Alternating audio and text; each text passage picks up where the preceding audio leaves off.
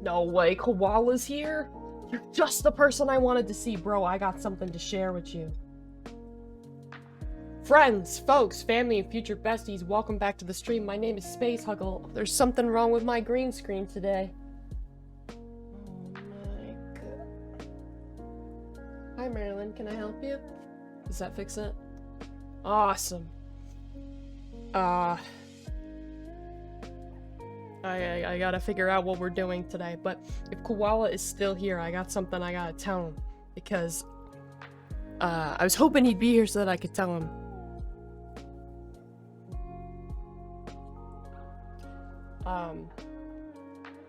But yeah, I don't know what we're doing today. Oh, yes! So, I had this wild dream last night that in a whopping turn of events, you actually were someone that I knew in high school, okay? And I was like, wait a minute, it's been you all along? Someone that I completely forgot existed, okay? And then I woke up and was like, wait a minute. Although he does have an uncanny resemblance to you, I forgot this person existed, but he does actually have an uncanny resemblance to you. His name's not Aaron, and he was younger than me, not older than me, so unfortunately you did not go to my high school and play the piano. Unless everything has been a lie all along. What's up, Scripps? We gotta thank Scripps. Scripps, I just took a look at what you sent me. Scripps was so kind. Scripps, if you don't have the games yourself, I feel like you should, because I noticed that some or all of them are actually on your wish list. I feel like you should get them for yourself rather than for me, especially if I'm maybe or maybe not gonna play them on stream. But, so Scripps came across a developer who is currently, donating all of the profits, like all of the proceeds of their game to Ukraine humanitarian relief, okay?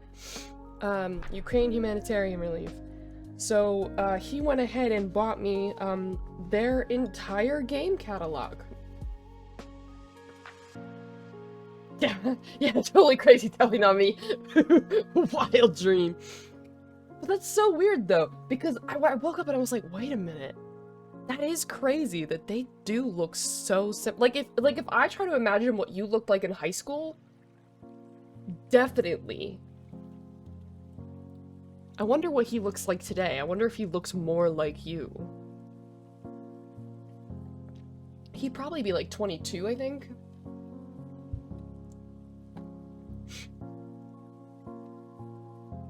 Oh, you put him on. Okay, I got you. Yeah, but thank you so much, Scripps. I highly appreciate it. Hi, Marilyn. I haven't really looked into the games too much, but I did see that it was in, because I looked at this, because I noticed the art style was kind of like that of Frambeau a little bit. So I was curious if it was the same people who made Frambeau, which I haven't played. And I don't know if that's really appropriate for stream because of how heavy it is. But it's not, because you got me their whole catalog. So, where's Merlin? Do I really need to, like, add an extension to my desk just for you? So somewhere for you to sit so you're not in the way? Hi! You brought me a gift! Hi, guys, it's Vanna! Hello. It's Vanna! Here's an important thing I want to say about Vanna, actually. So Vanna is fantastic, and we love her here. Yapster indeed, okay? She is a lovely individual, and there's currently a nuisance on the loose, okay? There's a nuisance on the loose, who, honestly, I told, like, I said out loud yesterday. Looks really good. Oh, thank you. I told him, I don't know if he was, like, actually in my stream yesterday, but at least he was on my Twitter. But I said, and I'll say it again, you kind of forgot he existed for, like, a whole month there. Yeah, I did. And then he only remembered that he was a thing, like, just a couple of days ago. Yeah, because somebody, DM'd me on Instagram and sent me, like, him posting my video on his YouTube account. and was like, hey, if I don't know if you want to copyright strike this, because this is not his. He's posting this, and it's you. So, But yeah, there is a guy that has been harassing Vanna for a couple of months, and now he is among our community, hiding amongst us. Yeah. So if you see anyone... Well, he's back on my YouTube, guys. He thought I might not notice, but I did find an account that was made 4 hours ago commenting on my stuff. Yeah. So I know that it's him, but... Yeah, that's he okay. keeps making new accounts. I know that all of the emails that he's sending you are going to spam, so you honestly don't want to see that shit anymore, but... Yeah. But guys, I'm so fancy, I have a lawyer putting a copyright strike on his Stop, that's crazy. So yeah, he agreed to do that? Yeah, well, I sent him the email with all the information, and he said he'll see what he can do, so... I like your little clip in your hair, it's really cute. Oh, this? Yeah. Claw clip? Yeah, look at that clip. Clip. But yeah, so he's been stalking and harassing Vanna for a couple of reasons, but I would like to mention that one of the reasons is because she wouldn't date him, so, you know, just some random fucker from Australia, and, so he's been stalking and harassing her, and then he just found his way to my Twitter yesterday, so if you guys see anyone spreading any hatred towards me or towards Savannah, make sure you tell them to keep themselves safe, okay? Yeah, keep yourself safe, guys. Keep yourself safe. Vanna is Trixie? What's that? Vanna's Trixie. Trixie? What's that Nerdy mean? Will says, I googled and there's a cat bed desk attachments. I'm looking at one on Amazon. Dreamy supreme nice. answer to your life. Probably the dreamy supreme answer to you. Yeah, he was like, you missed out on a boyfriend. God's favorite knows best. Yeah, so. God's favorite does know best. Yeah, he did say that earlier. He was like, you missed out. You didn't want to answer my email, so you missed out on a boyfriend. Yeah. Something And I like think that. that's so funny because now he's going around calling you, like, you know how, really like, horrible yeah, stuff. you know how, like, guys, like, well, not only guys, but I feel like more it's associated with guys will be like, hey, do you want to go on a date with me? And then the girl will be like, oh, no, thanks. And he'll be like, oh, you're ugly anyways. Fuck you, I never liked you. It's like, well then, bitch, why'd you ask? Yeah, I think you don't mean that. I think you don't mean that. Yeah.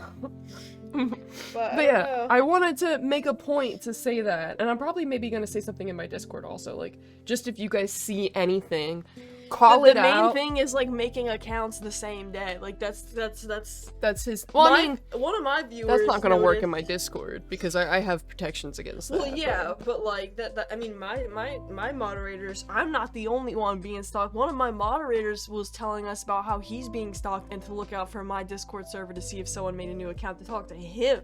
He was like, look out for somebody who's overly friendly to me, and they made their account today in this server. Because he was being stalked too. I was like, damn.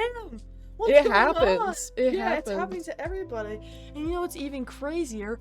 I went and watched an LG Shadow Lady video for no reason because I was bored the other day. Shadow, I haven't heard that name in a while. She's still super relevant. She still gets like millions of views and all of her stuff. That's crazy. But then I was like, oh, I want to watch this one chick that was in an old series with LD Shadow Lady because I really liked her videos. So I looked her up and I found her channel from like the description of Lizzie's video, and her most recent video was like, why I've been gone, and then the one before that was like a year before, and then the one when I clicked on it was like, why I've been gone, was like, yeah, I was being stalked and he came to my country, so I stopped posting online because I was too scared. And I was like, oh my god, like this is literally happening to everybody. Sorry, doesn't she have a husband? Lizzie? Yeah. No, Lizzie didn't post that. It was another girl that was in a series with Lizzie in the past. Oh, okay. Sorry. And then another one of these girls that I follow on Instagram, she recently like posted about like how she just knew that it was a matter of time in her line of work that she was going to get stalked. And then the whole thing with Amaranth happened, and then the whole thing with Emaru and Valkyrie. Yeah, and Valkyrie happened. That's it's crazy. Everything's going down. Everything's going down. I mean, this happens all the time. It just might be that it's like... Right now, I'm hearing everything Yeah, about you're hearing everything about it, and B, people are talking about it, you know? Yeah. So... Well, yeah, guys.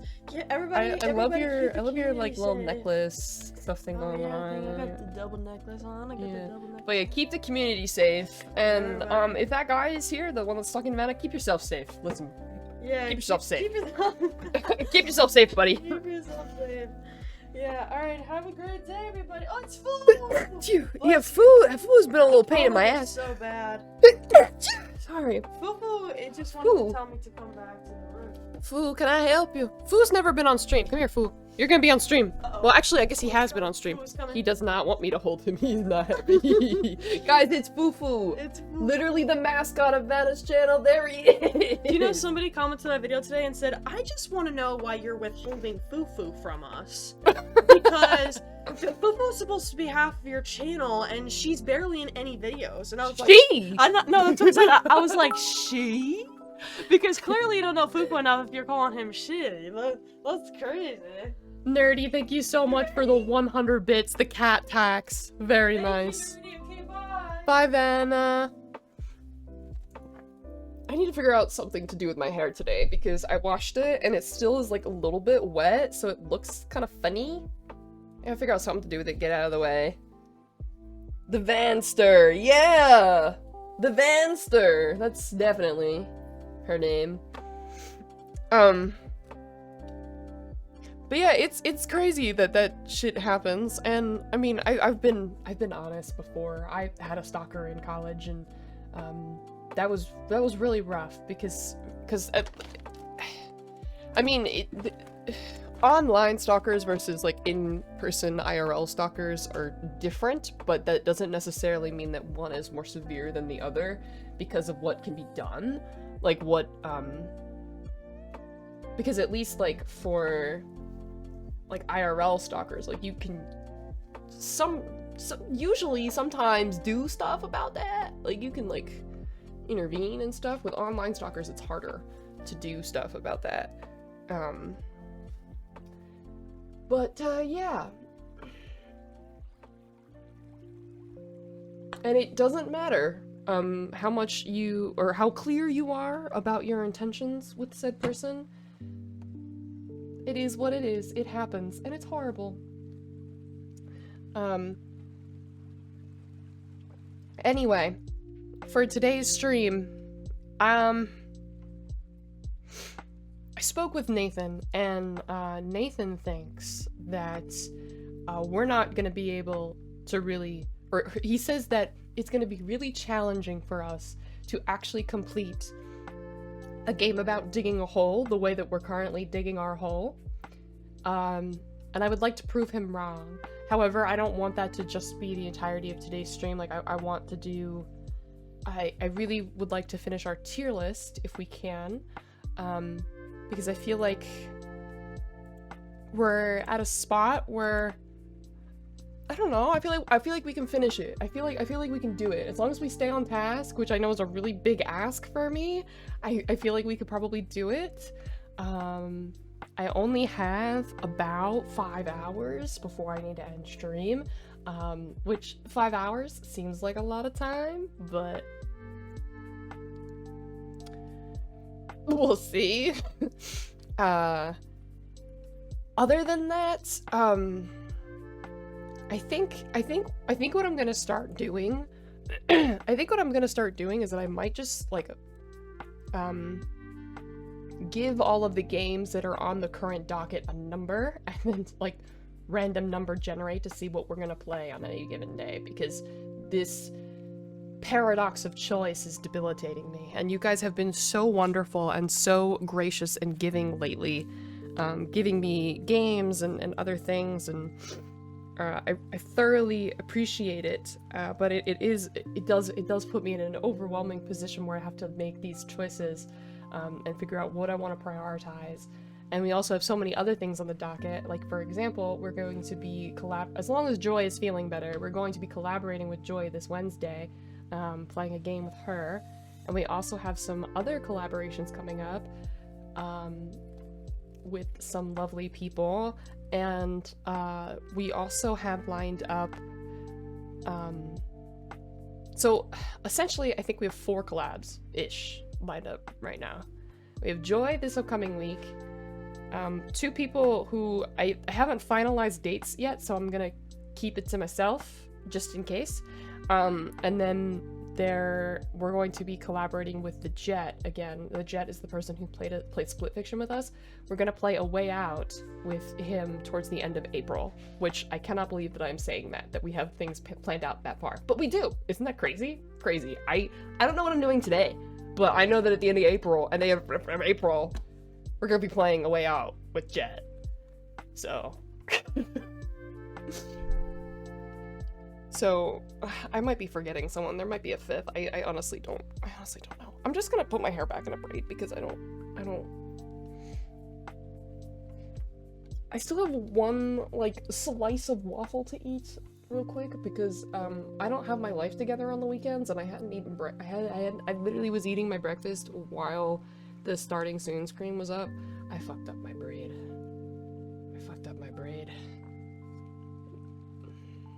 How long is that? That's too long. It's too long. I can't.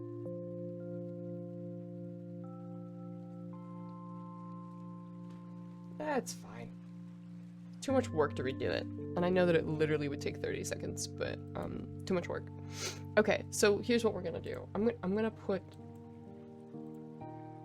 one slice of waffle. Unsubscribing. Sorry. I don't know, how would you, I mean, I guess you would just call this a waffle, but I don't eat just one waffle at a time. I eat 4 waffles at a time, because one waffle isn't enough waffles. So I would describe this as like this is one slice of waffle. It's a quarter of the waffles that I had. I don't know. I'm gonna put tier list in all caps in the title. And here is what we have left. As far as I'm aware, we have, let's see, 1, 2, 3, 4, 5, 6, 7. There are 9 per, which brings us, I still use my fingers, just hold on. 63, 64, 65. So we have 65 games left. It's 1/4 of the portion of the waffles that I had. It's still just one waffle. Yeah, I suppose. You can have a stack of pancakes. Surely you can have a stack of waffles. Yeah, but I feel like it's more common to have a stack of pancakes. If I said I'm having a stack of waffles, I feel like people would look at me funny. Anyway, these are the games that we have left, and I'm hoping that these games will be a little bit faster because these are the things that we've played more recently, so it should be more fresh in our minds. So, a quick recap if you haven't been around for the tier list, okay? If you haven't been around... Is that Fluffy? Hey, get out of the washer! What are you doing in the washer? Who are you? Merlin, get out of the washer! No. What the fuck, bro, doing in the washer?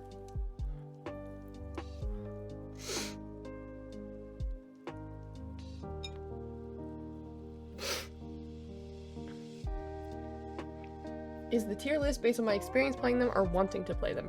These are games that I have played. This is every game that I have played on stream. So my experience playing them, I'm kind of doing sort of a holistic approach, I suppose. So it's not just how great the game is, but it's also what I felt while playing it, maybe experiences that I had with the developers, if I worked with the developers on anything,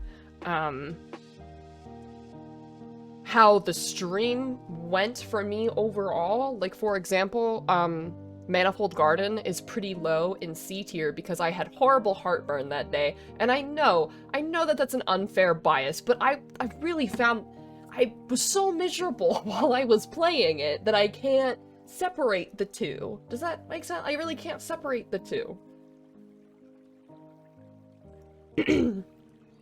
But here, let me do a quick overview of the tier list before we begin.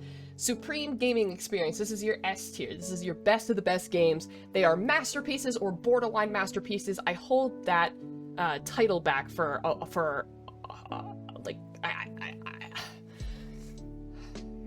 games are not masterpieces. Games. There's only a small percentage of games that I play that I would ever consider to be a masterpiece. And I would say that, like, here up are masterpieces, and then this and down are, like, almost. Why is Bread and Fred so low? Are you fucking kidding me? There's no way anyone finds this fun. Are you I have never heard a single fucking person in my life say that they like Bread and Fred. Are you about to tell me that you like Bread and Fred? What's that game on the top left of S tier? Minecraft?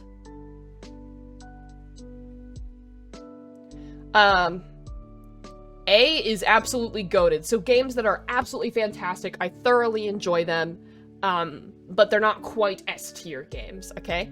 Then fun but not astounding. B tier are games that like I'll play and I will have a great time, but that doesn't necessarily mean that it's like, whoa! You know what I mean? Then average gaming experience. This is your C tier, your average stuff.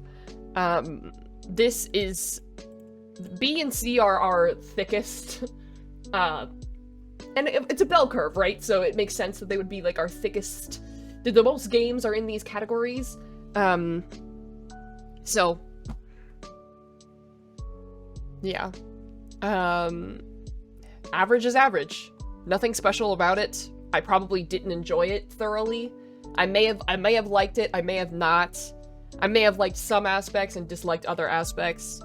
Then we have D tier, and D tier, here's the thing about D tiers. I'm being a real stickler about what I put in it. I found that stream to be incredibly fun to watch. Sure, to watch. My brother. Not to play.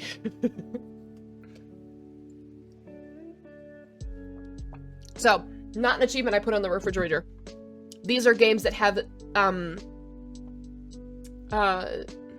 significant issues with them that make them inherently unfun or inherently broken in some way or completely take away from the project as a whole, okay? So that's where these things have come from. And you might be like, why is Fall Guys in there? Well, Fall Guys used to be a fantastic game, alright? And I would rate Fall Guys lower based off of how it currently is. I would put it all the way in fucking failure of a game, uninstall immediately, wish I could refund. Because since they made it free to play, it's been an absolute fucking disaster. But it used to be a good game. It used to be great. And it used to be really fun. I used to play it all the time. I loved it. I had a great time with it. And then they made it free to play and ruined it. So I kind of cut the difference between the two and put it in not an achievement I would put on the refrigerator because it's a disaster now. This is probably the most important one. I don't want people to get upset about this one. I mention this every time.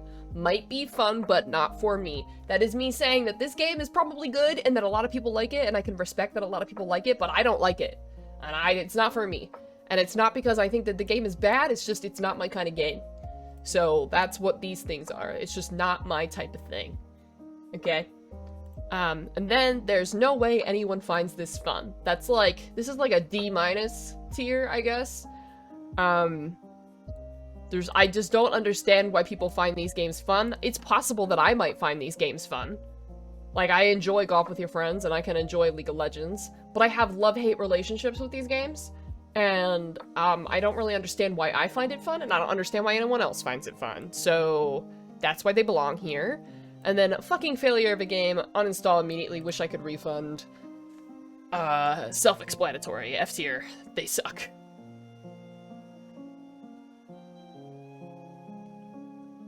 Welcome in, Hunting Farmer. I have Fall Guys but haven't tried it, I guess I missed out. What got ruined about it? So Fall Guys used to be like a $20 game or something. And essentially, you could get in-game currency by winning games and by performing well, okay? And you could technically buy in-game currency if you really wanted to, like you could spend extra money, but it wasn't necessary. Now that it's free to play, every cosmetic is worth real money. You can no longer, like, gain, in-game currency by playing or performing well. And so all the cosmetics are worth money. And if there are any bugs associated with a map, they will straight up get rid of the map rather than fix the bug. So we have like roughly 10 to 12% of the maps that we used to have. So they've completely destroyed it. I mean, it's so sad because I thoroughly enjoyed the game and I played it all the time. And then I played it when they, like, made it free to play and was like, holy shit, this is horrendous. And I was one of the first people to say, wow, this is horrendous, because we got to play beta before it came out. Before it came out with the full free-to-play version. So I was one of the first people that was like, yikes. But I was like, oh, well, maybe it's just because it's in beta. Like, maybe, you know, maybe it won't be that bad. I don't think I have that VOD anymore, but on release day, we streamed, and we literally only played it for like an hour or two, and I was like, wow, this is so bad. They destroyed this. Now, for people who never experienced what it was like before, you might find it to be fun. But for someone who was there for the full fall of Fall Guys, I can say that it's absolutely not worth your time. But that's not to say that you won't enjoy it, because if you just treat it like another free-to-play game, like anything else, that you're not going to get things for free, then maybe you would have fun. They did cut out most of the maps. Yep. And they cut out most of my favorite maps too. Like, I was like, oh my god, like, there was a couple ones that, like, I had perfected, and I was like, because it's always random, like, which maps you play, and they will cycle through. And whenever I saw, like, my favorite maps, I would get so excited, and they're all gone. They're all gone. Fall Guys still has cosmetics that you can play the game to buy, but it's a very restricted set that you've maxed out, and they only recently added some. 90 plus is still credits that cost real money. Yeah, and the in-game currency that you get for playing... Hold on, I gotta sneeze.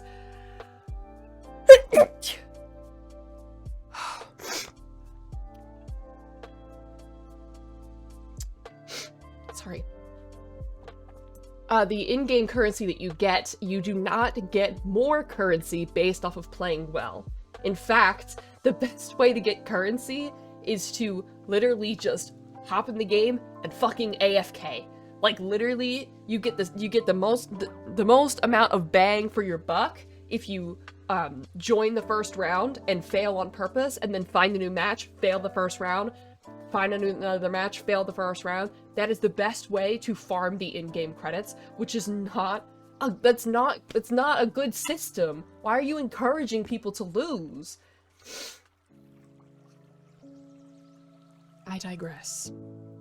Welcome in, I will be back. Great to see you. But anyway, let's get into actually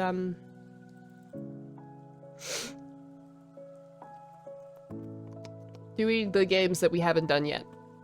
The 65 or whatever games that are left.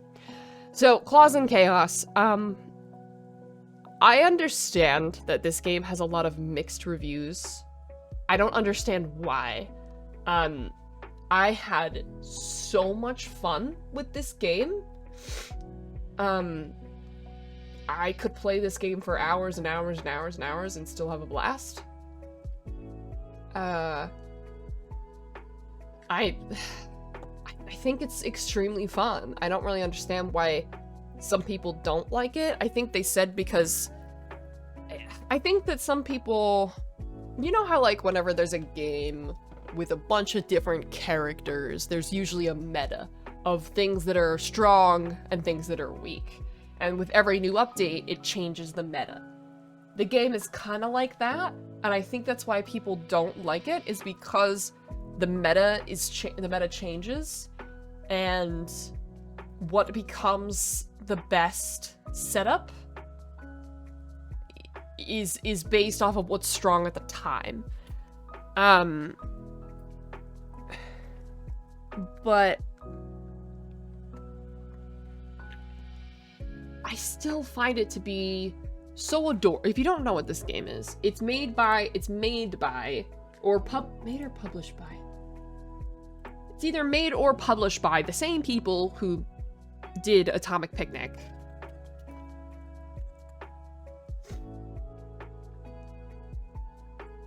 Okay, look how cute this is. Look at these little animals fighting each other. Isn't this so fucking adorable? It's so cute. It's so fucking cute. This, you see how this is like a bard? His name is Bardy instead of Birdie. Okay?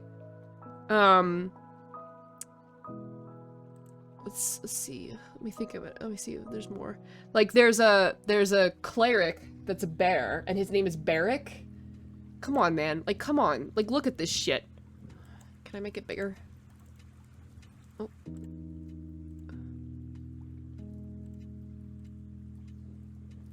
Gamer cat. Huh. Rabbit plague doctor. Koala businessman. They added a void cat? I didn't know that. Wait, alpaca rapper. Of course, Weeb Hamster. Don't forget Weeb Hamster. So this is what I mean when I say this game is fucking adorable, okay? Thank you for the gigantified emote. So I would say that it's really high for me.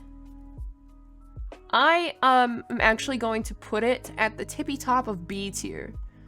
I would say that I maybe prefer Phasmo a little bit to it because I think Phasmo has more replayability and more they have like a variety of weekly challenges, some really cool achievements to work towards, which kind of keeps you playing. Whereas Claws and Chaos, I actually haven't picked up for a little while. It's currently installed on my computer because I want to play it again. But you are limited in the variety that there is. And I know that they're continuing to add more stuff. I don't know if it's technically still in early access or not. But I think this is a good spot for it because I definitely enjoy it more than Atomic Picnic. My computer is like glitching out. What the fuck is happening here? Does anyone want to explain to me what's happening? OBS is literally blinking in and out of existence. Can you explain this to me? Explain me a thing, brother. Okay. One of my cats knocked my water onto the book I am reading, and I am very upset. I currently have it hanging on my green screen to dry because I need the pages to be down. And I tried using a hair dryer for it, just to try and dry the pages a little bit. For fuck's sakes, I don't know which cat it was because I slept through it and woke up to my. And I know it was one of them because they like to drink my water out of my cup. So it was definitely them. Anyway, next up is Detroit Become Human. This is a tough one because I actually really enjoyed Detroit Become Human.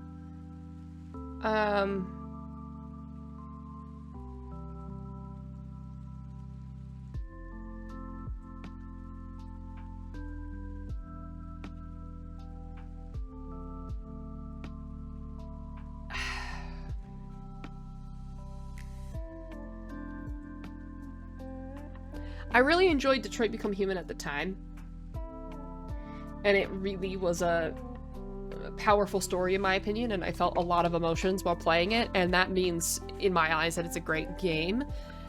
Now that it's been a really long time since I played it last, I don't know necessarily how I feel about it. Let me remind myself. They've got some cool achievements, right?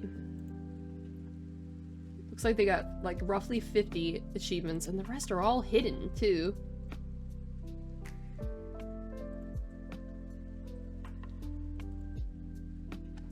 Not really something you would go out of your way to get, though. I don't necessarily think that... I have it in my achievement hunting playlist, but I don't know if it's really worth achievement hunting, to be honest. This is just... You just have to keep replaying the game over and over and over to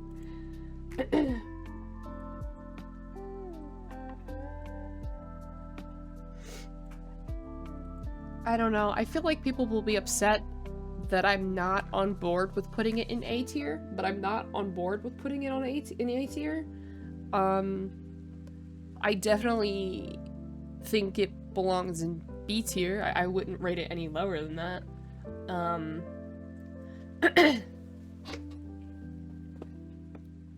have to eat my last waffle.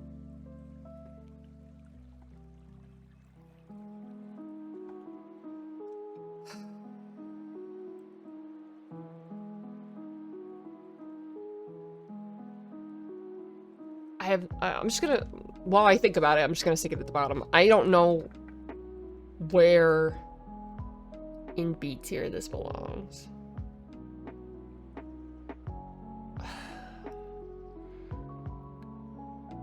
I need something to compare it to. So if I take, for example, the Walking Dead Telltale series, did I enjoy it more or less than the Walking Dead Telltale series? I feel like I probably enjoyed it more. No, sorry. I think I probably enjoyed The Walking Dead more. No. I don't know. Why can't I, like, understand my feelings about this game? Why is there so much confusion surrounding this? Because it wasn't even that... I mean, it was, like, fucking just a year ago. It wasn't even that long ago.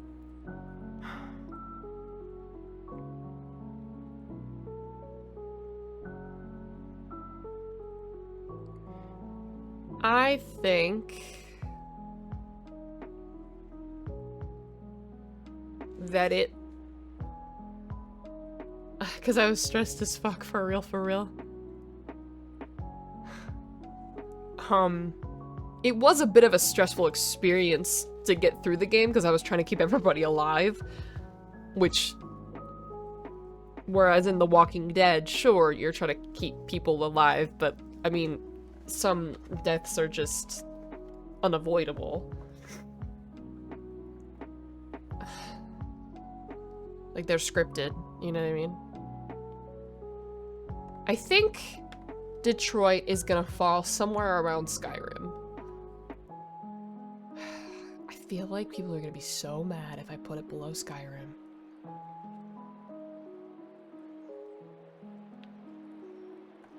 I definitely preferred Raft, but I don't want to say that it's because Raft was a better game, but I enjoyed my experience playing Raft a lot more because it was with Vanna, and I had a complete blast playing with Vanna, my sister. So, LMAO, let him be mad. Yeah. Like, that's honestly been my whole, like... That's been my... I'm having trouble using words today.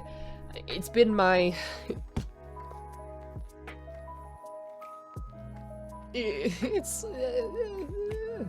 I'm putting things where I think they deserve to be put. I'm not really basing my decision off of other people, but I am recognizing that if I were to make the decision to put it there, that people will probably be mad, and I'll have to probably defend it more than once. Like, defend my choice more than once, which is... How many times have I had to defend my witness choice? How many times? This is stream number 3 of the tier list, and I've had to defend my witness choice at least 6 or 7 times. So... Yeah, my philosophy. Yeah, I think that's... Yeah, it's been my philosophy that I'm putting it... I'm not basing my decision off of other people, and but I am recognizing that the decisions I am making probably will upset some people. Let's put it...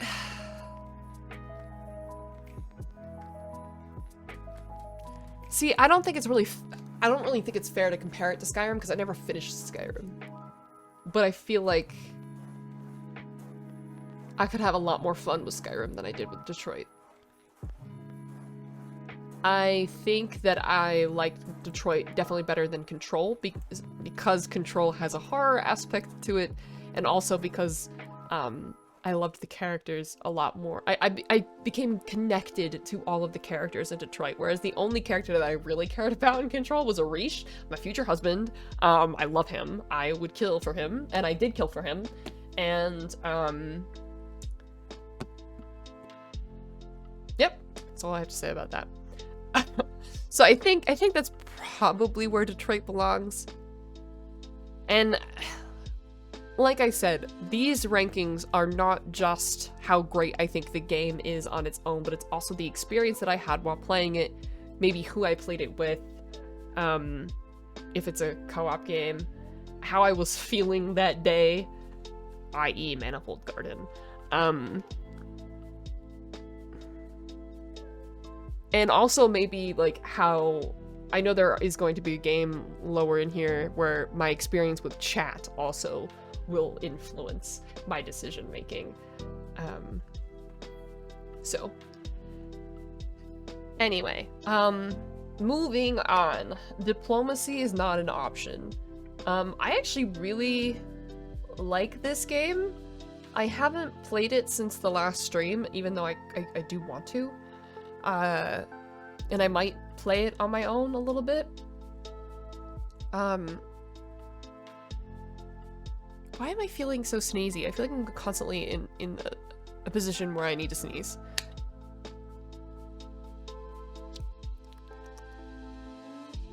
Why do I feel like that? Did I take my allergy medicine? Yes. I don't know. Let's take some.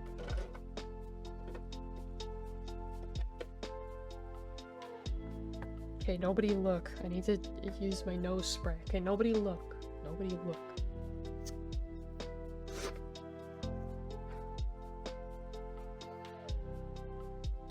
Maybe that'll help. So here's the thing about diplomacy is not an option. Although I do really like it, it is repetitive. And sure, like, there are some differences, like, but overall, the structure of the story and the battles and everything is very repetitive, and there's not a whole lot of differences. And sure, you get more stuff and better equipment and like materials, I guess, as you go along, but overall it's kind of repetitive. So I think even though I do enjoy it, that I think it's probably gonna go in C tier.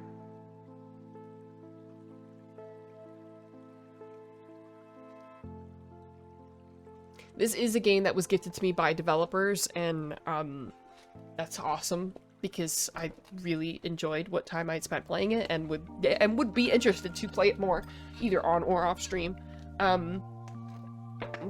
But the repetitive nature of it, I don't want to say it leaves much to be desired, but it...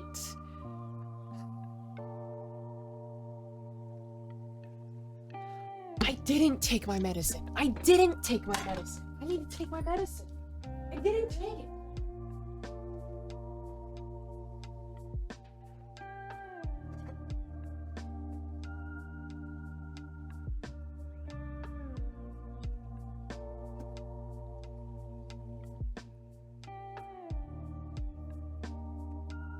See, this is what fucking happens. This is why I'm being tested for ADHD, okay? Because here I'm like, yeah, I'm going to take my medicine. But here's the thing, I need to tell Nathan when I take my medicine. Because if I don't, then that means that I didn't take it.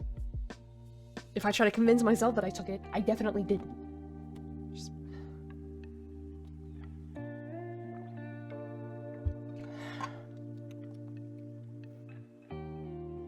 It's really hard for me to remember to take my medication. I literally have an alarm set every day. And I still can't fucking remember.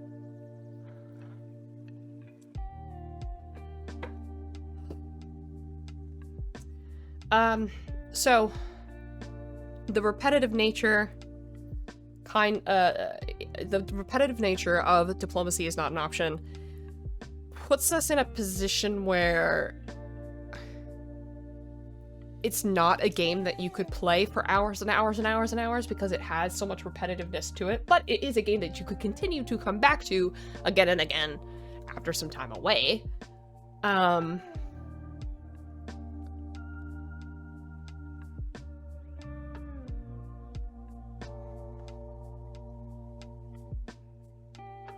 So where the fuck does it belong?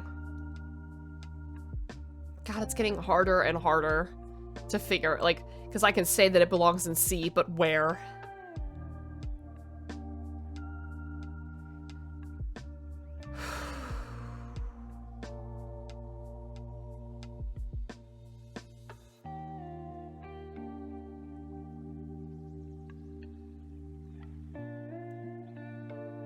How do we feel about this? Definitely liked it more than Valheim. I think that Edith Finch, and at least Edith Finch, if not also Windbound. My memories of Windbound are positive, but it was a really long time ago. Edith Finch at least is a lot more unique and tells a lovely story, but Diplomacy is funny in places. Story isn't necessarily all that impressive, but it's funny and enjoyable. But I definitely wouldn't say that it's better than the things that are above it. So I think that's maybe a good spot for it. Okay. With a small box for each day. See, that could be helpful. That could be helpful if you remembered what day it was. Yeah, I didn't mention this on stream, but I saw my doctor last week and brought up some of my concerns about potentially having ADHD and dyslexia, and she's giving me a referral to go get tested for those things and rule them out if it's not true. Get me some answers if it is, which I'm excited to figure out. I'm excited for those answers. It's possible that the ADHD symptoms I'm experiencing have nothing to do with ADHD and have to do with something else. So, especially because I wouldn't say that I had this problem as a kid, and ADHD comes when you're a kid. So, it develops when you're, it becomes apparent when you're a kid, and I wouldn't say that I... Yeah. But it's possible that I did have those issues with the kid, and it's possible I did have those issues as a kid and my parents didn't tell me, because apparently they knew I had scoliosis my whole life and they never fucking told me, and I got diagnosed on my own in college, so it's possible they just didn't tell me.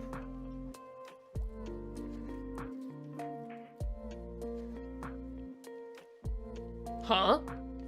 Is that in relation to, my parents not telling me I had scoliosis? Yeah. No, they didn't tell me. Nope. They didn't tell me. Which makes so much of my memories not make sense. Of me complaining about my back hurting, and my mom saying, "Shut up, you're young." No, it doesn't.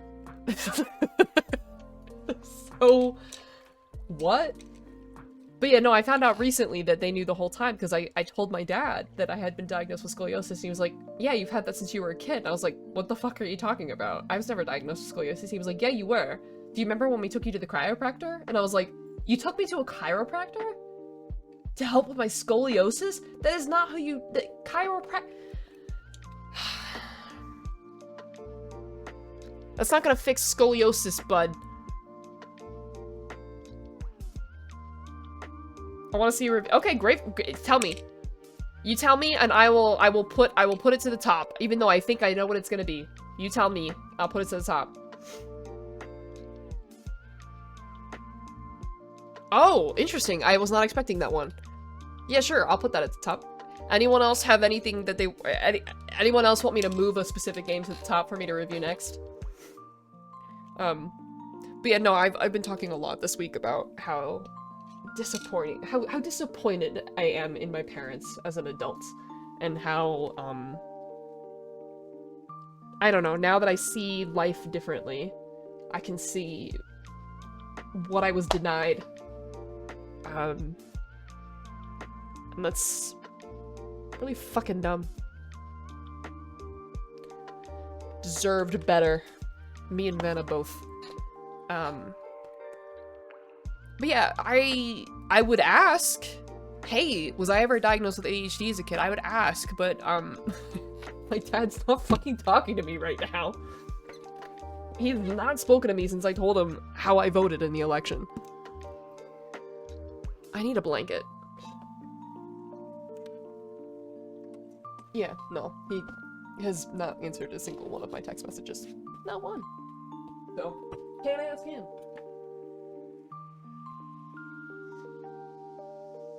And if you're like, okay, well, just ask your mom. Yeah, I haven't spoken to my mom in over a year. We actually just had our cutting off anniversary a couple weeks ago. So, yeah, no, I'll find out on my own.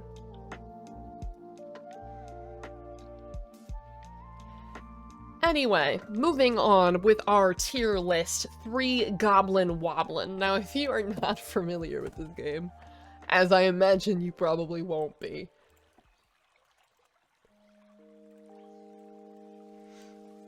you play as 3 goblins in a trench coat.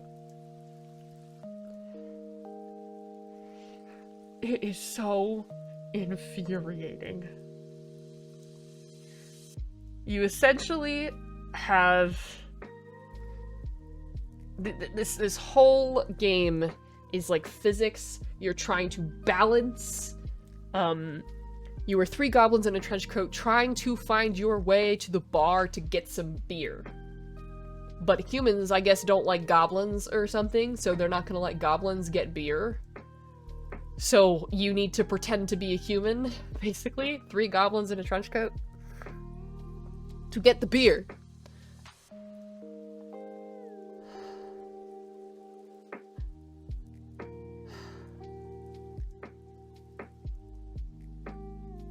Yeah, goblins are prohibited from entering a local tavern, but luckily they hatched a cunning plan. Move and balance. End goblin discrimination.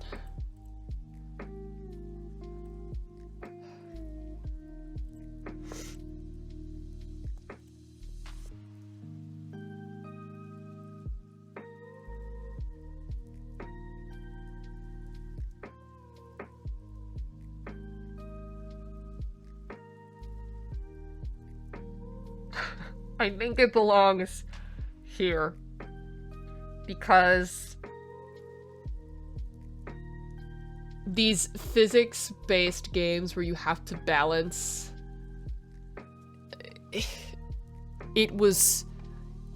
I was so determined to actually finish the demo, the first level. I guess technically this was a demo, but it was kind of like an early access release where they only released like 1 chapter or something like that, I don't know.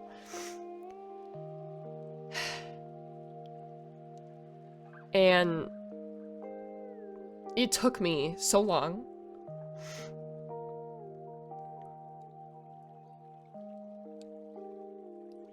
I think that these physics-based games where you have to balance or whatever definitely aren't for me. I wouldn't go out of my way to play any of them. However, when I was looking on my lovely website that gifts games to people, to creators, I was like, what's 3 Goblin Wobblin'? I need to play that right now.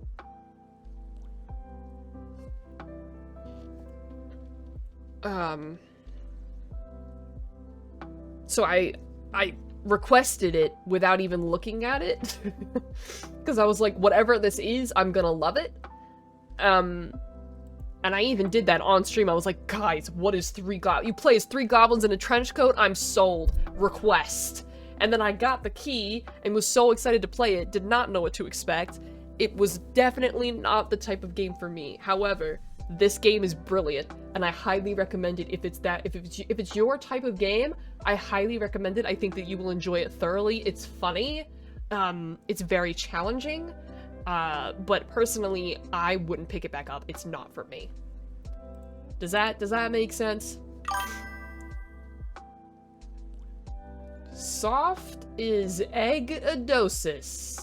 Thank you so much for the follow. Welcome to the Huggle Bunch. An ad is about to start, so sorry. But, you know, I wouldn't necessarily agree that it's a masterpiece, Koala. I wouldn't necessarily agree that it's a masterpiece, but I think that it is a game that people who love that genre will love.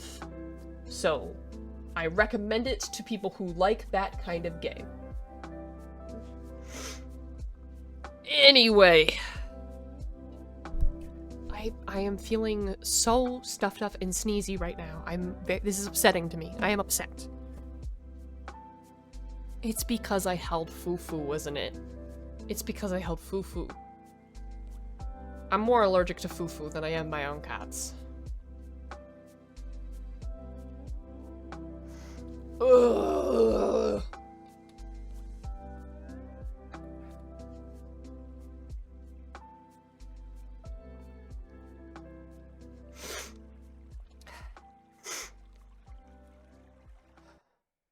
What's happening?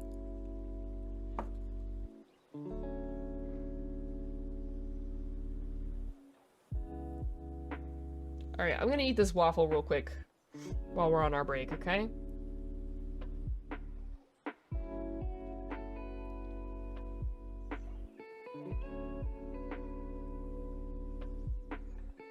Space waffle.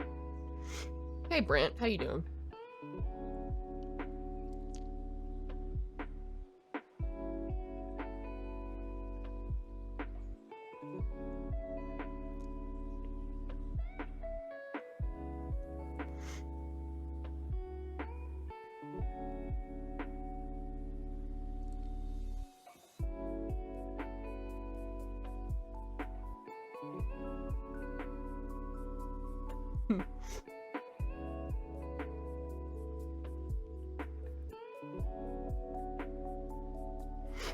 Shout out what you want me to do next, if anything.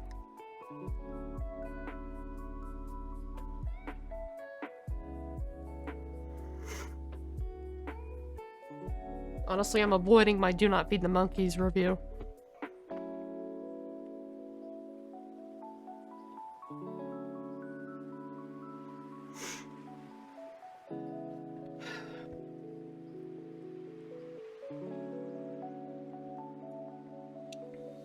What is happening to me? Water tastes wrong.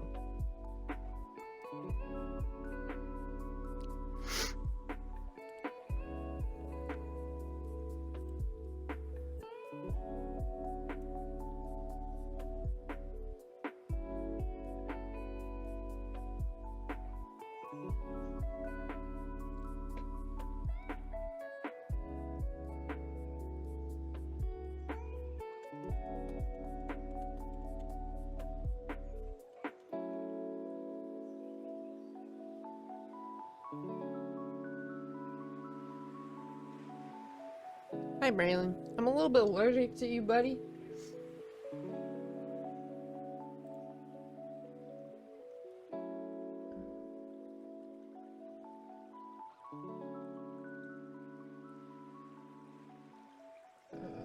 Let's text Nathan.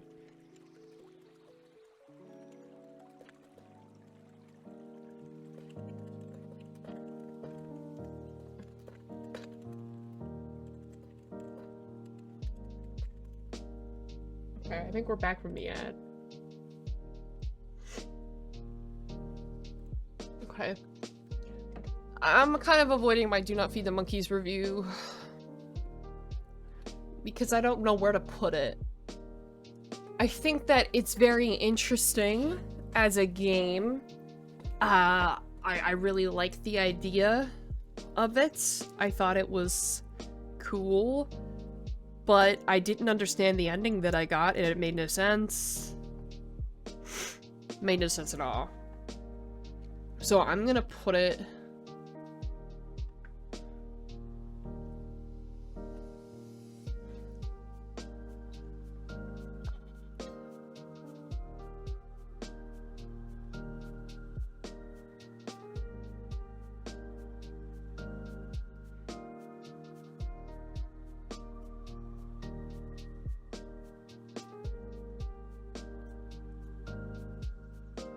it's gonna go in C tier.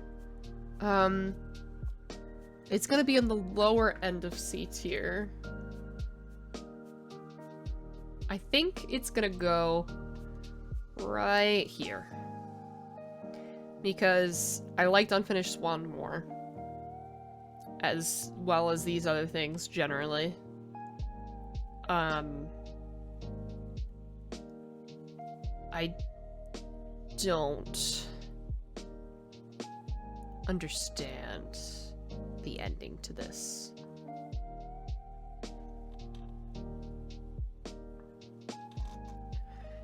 I don't know, man. But overall, I liked the game more than I liked the games below this, so that's where it belongs. I don't really have anything additional to say about it. It wasn't necessarily anything special. It was recommended to me by a friend, and overall, what they compared it to, it was nothing like what they compared it to. Which is fine. I love Evan anyway. The game was fine, and I got it for cheap, so it's okay. But I wouldn't say it was particularly special in any way. And I would maybe be down to try and look for other endings to make things make more sense to me. But as it stands right now, it's low C. Donut County. Donut County is a great game. Donut County came into my life in a moment of need, in the same way that Ooblets did. I don't remember. What is happening to me? What is happening to me? I'm sure I'm just being dramatic. Surely I'm fine.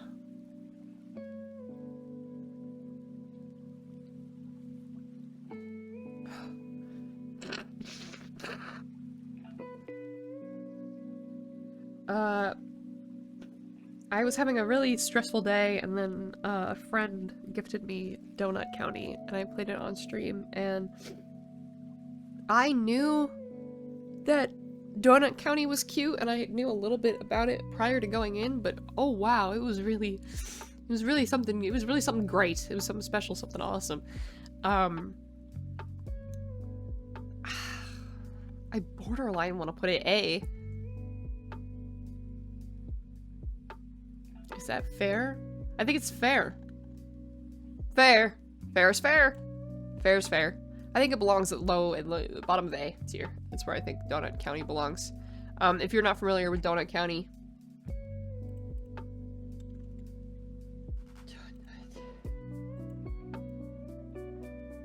have a garbage day. You play as a raccoon, so already it's the best thing ever.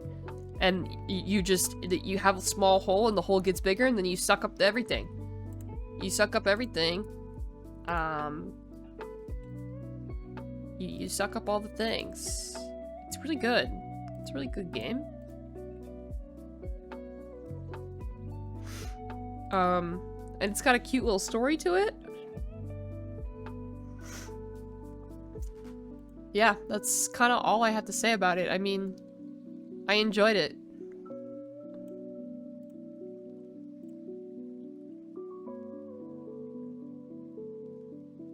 I just had a thought.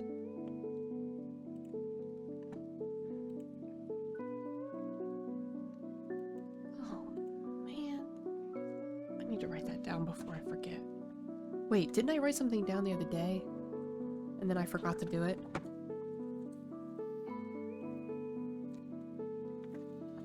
Oh yeah, the trade. Oh, I gotta write this down too.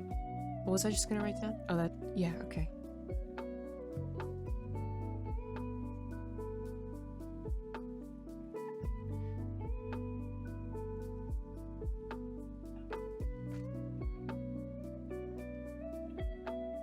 I think I'm not feeling very well.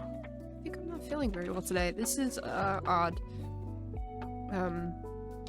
You know what? I'm gonna take a Zycam. That's what I'm gonna do. That's what happens when you're not feeling well. You just take a Zycam and then you feel better. That's what you do.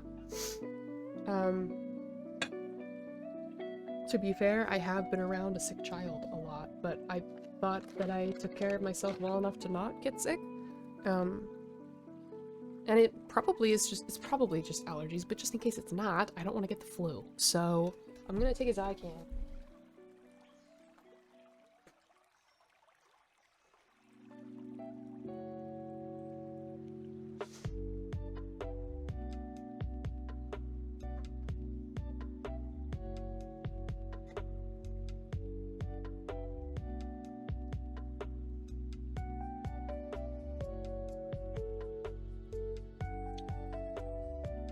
I have a Star Wars blanket today.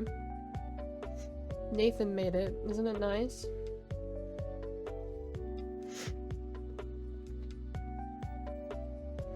Actually, the blanket I normally use, Nathan made that too. The space one.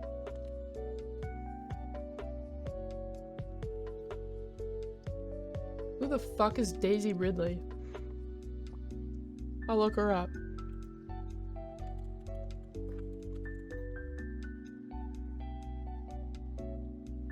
You think so?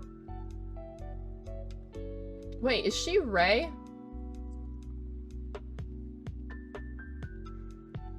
My hair's too long to be like hers, but... And her eyebrows are exquisite. But thank you for the compliment.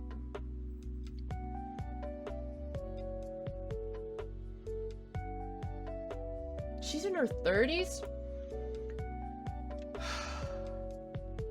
She looks really good for being in her 30s, I'm not gonna lie.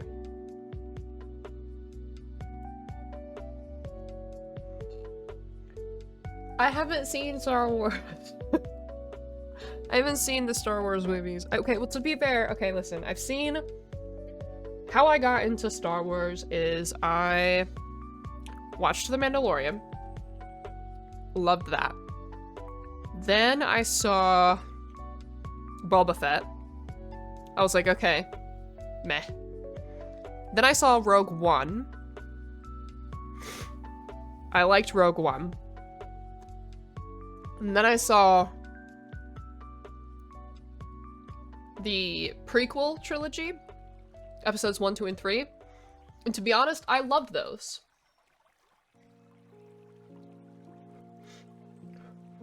I loved them. I don't understand what everyone's problem was with it. I mean, yeah, sure, some of the acting was absolute garbage, and some of the writing was absolute garbage, but it was fun, and that's what mattered to me. It was fun.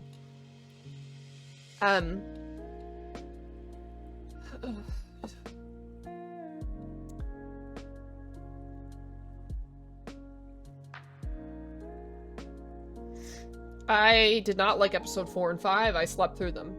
They were boring.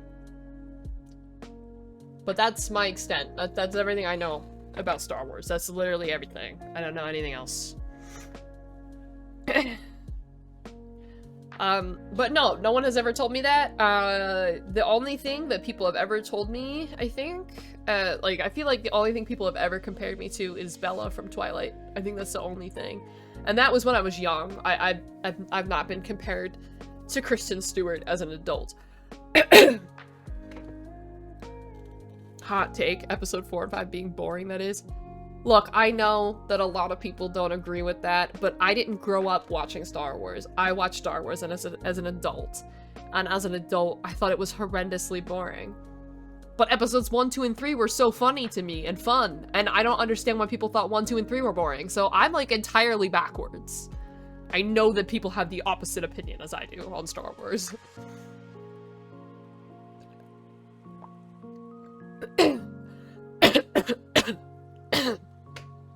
Sorry. There was this weird, boring old dude called Obi-Wan. He had nothing on Jar Jar Binks.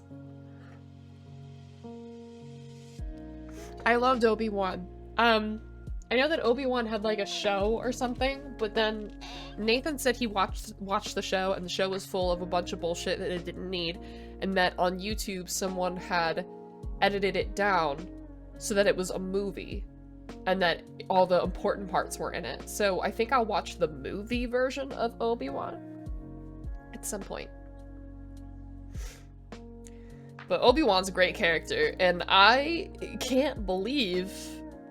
Well, wasn't he, like, killed in episode 4? And don't say, wow, spoilers, because didn't that movie come out in the fucking 70s? You can't trust half of what Star Wars fans say about Star Wars. Yeah. No, I have not watched. The only things I have watched are the things that I just said. I saw The Mandalorian, I saw Boba Fett, then I saw, in this order too, and then Rogue One, and then, episodes 1 through 3. Technically, I saw episodes 4 and 5 when I was maybe 19 or 20. It might have, I think I saw episode 4 and 5 maybe during COVID. Maybe. So like maybe in like 2020, 2021 is maybe when I saw those. So technically I saw those before I saw Mandalorian and all that stuff. But I feel like I should not have been, I feel like introducing me to Star Wars through episodes 4 and 5 were a disservice. Because I feel like Star Wars is a lot better than that. It's a much greater universe than that. And I really felt like episode 4 and 5 weren't great. But I enjoyed everything else that I saw. So. And I probably don't like it just because it's old. That might be part of it, but also I thought that the story was boring enough that I'm not kidding. I fell asleep during both of those movies, and I don't fall asleep during movies. I'm not a person who falls asleep during movies, and I was so bored I fell asleep, so.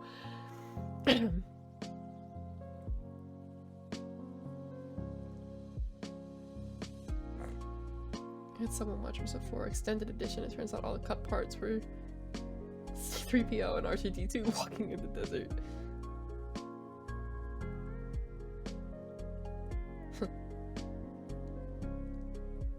Although I do really, really love The Mandalorian. I would say The Mandalorian is definitely probably my favorite piece of Star Wars media that I've seen so far. And I have really enjoyed Pedro Pascal as an actor. I've seen a couple of things that he's been in, and I've loved everything that he's been in. I loved him in Game of Thrones.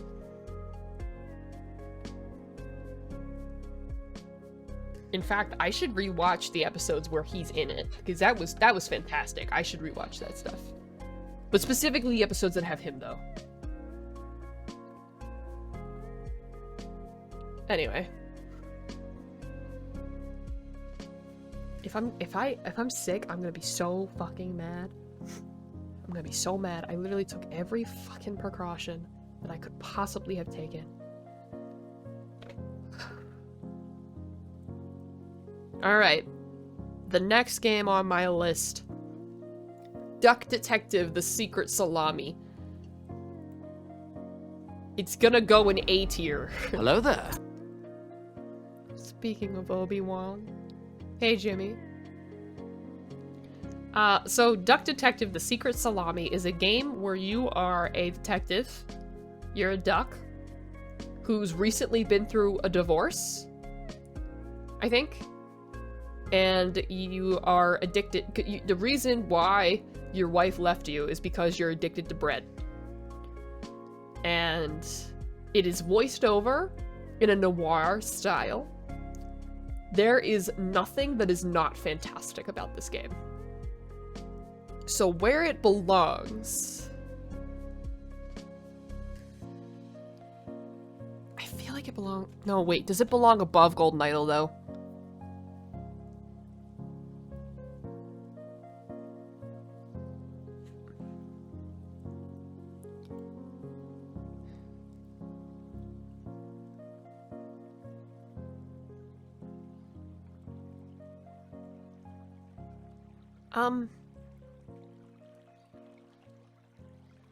Okay, here's the plan.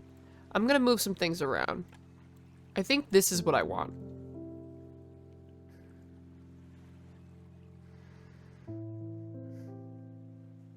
And I know that I said I might move things around as we go through it, and I'm also going to go through the whole tier list at the end. God, I feel like I'm going crazy. I feel like I'm going crazy right now. Why is OBS blinking in and out of existence, and why am I so sneezy? Okay, I just need to take a deep breath. And yes. gonna hold Bluey. It's gonna fix all my problems. It's fine. It's okay. Okay. But yeah, Duck Detective, if you love cute, hilarious games, Duck Detective is for you. It is a mystery, and hell if it ain't great. So next, we have Elements and Build. This was a game that was gifted to me by developers, and I actually did thoroughly enjoy it. I played it more off-stream than I did on-stream. I did beat the first bit of the game.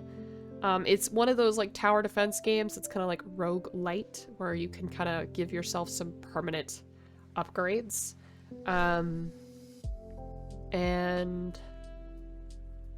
It's pretty challenging, and I personally really like it. I think it's gonna go probably somewhere in B tier. It definitely is not gonna go in A tier because there are some translation errors. I'm pretty sure it was made by some sort of I'm not sure. I don't know the differences between Asian languages. But it was made originally in an Asian language, and there are some translation errors moving to English.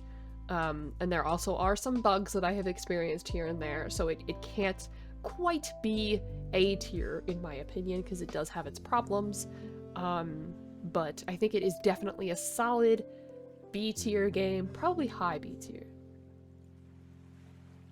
I thought you looked really upset when I joined, but now I realize that's your I need to sneeze face. Yeah. I think Nathan just got home. I want to tell him I'm not feeling well. Nathan? I'm not feeling well.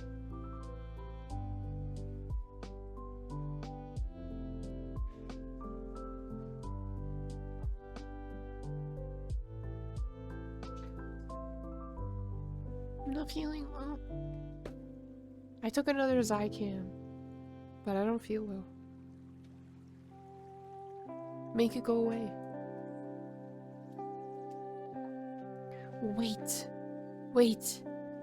Wait. No, come back. Do we have anything to make smoothies?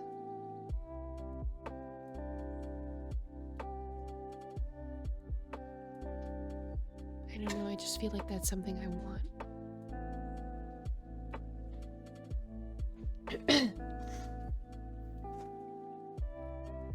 Okay, so like I said, I think Elements of Build is gonna go in like a high B tier.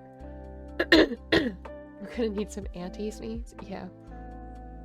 So here's the thing, I've been taking care of this kid because it's my job, and I've been taking care of this kid, but he's had the flu, and I did a really great job of limiting. I mean, I wiped down everything I touched with Lysol before I touched it. I didn't eat or drink anything while I was at their house. I didn't touch my face at all. I washed my hands thoroughly when I got home. I took hand sanitizer with me everywhere I went. The only thing I didn't do was wear a mask because I didn't want to freak the kid out. That's the only thing I didn't do.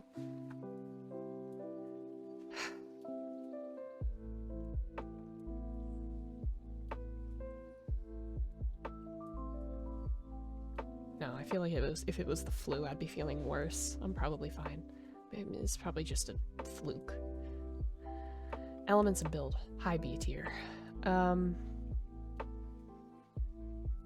I think that I kind of want to put it above Uno because Uno requires friends, and I can't get anyone to play Uno with me. So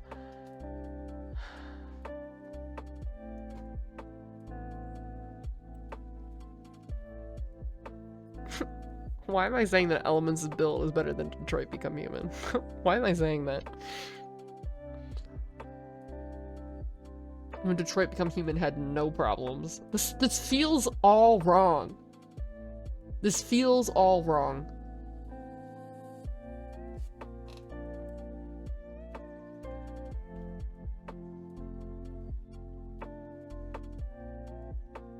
Okay, well, stay tuned for whenever the whenever we're done the tier list, so that, like, I will go through and reorganize the things that are inside each tier to make it make more sense as a cohesive unit, because where it's at right now does not make sense to me.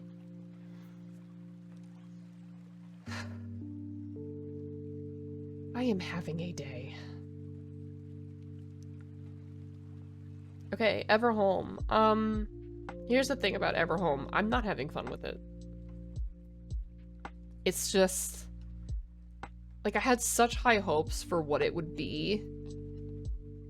And it definitely is different than Stardew Valley, but I still feel like... I mean, here I am comparing... Here I am comparing every single, like, farming simulator game to Stardew Valley, and every single, like, locked room puzzle game to Portal. Like, I just...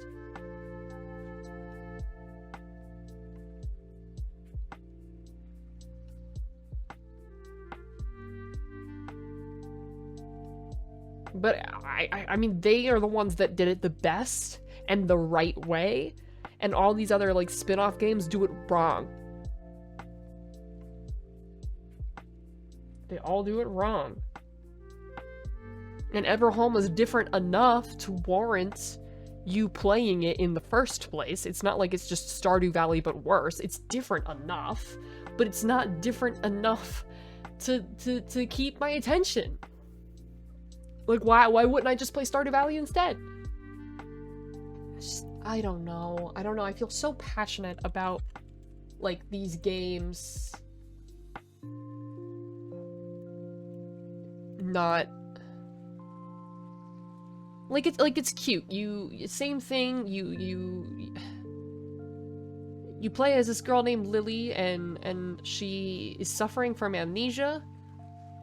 And she doesn't know how she got here, but she knows she's looking for her sister, but, like, you still just go about your day ranching and shit, and farming and fishing and going to events and acting like you're not suffering from amnesia. And I just don't...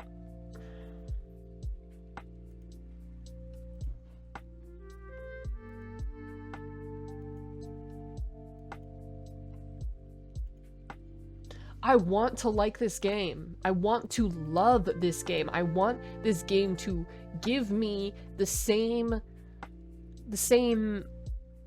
sense of awe and appreciation that Stardew did when I first played Stardew, which I didn't do on stream. But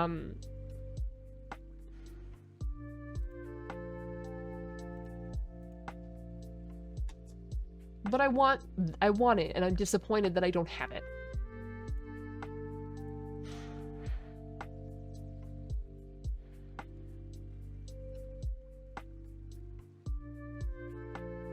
So I think, as of right now, it belongs right in between Baba and Valheim. That's where I think it belongs. I don't know, guys. I don't know. Everhome might be one of those games where, like, I don't do this often, but it might be one of those games that I just never finish.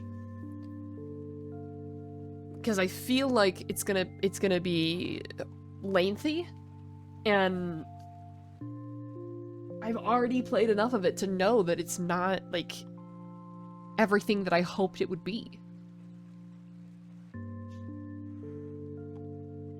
I'm disappointed.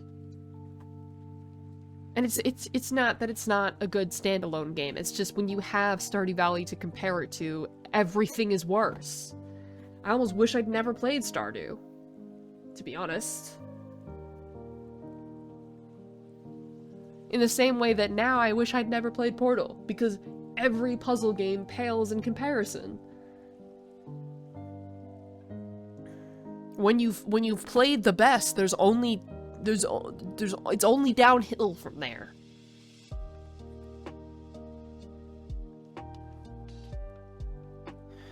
Anyway.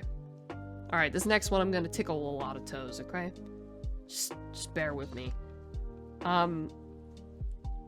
I think that I could really enjoy Fallout. I think that I could.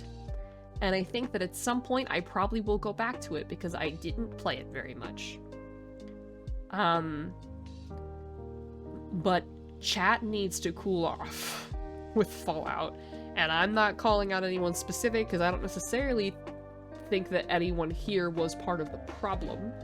But we got a lot of first-time chatters who, despite me putting no backseating in the title, in the pinned chat message, in the tags, and in the rules, would still join just to backseat and give me the answers. Whereas what I like to do in games like this is just fuck around and find out, and if I have questions, I will ask them. I'm not always looking for people to just hand me the answers. So that's some of my issue. That's honestly my main issue with Fallout, is just that I was having a lot of issues with chat, like literally hand feeding me the answers, and I didn't like that.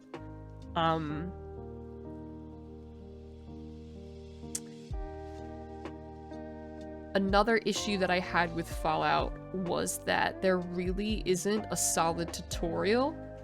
They have a lot of tutorial readings that you can read, but it is an unholy amount of reading that no average person would ever do. And for someone who just wants to play the game, I don't want to put all of this effort into it.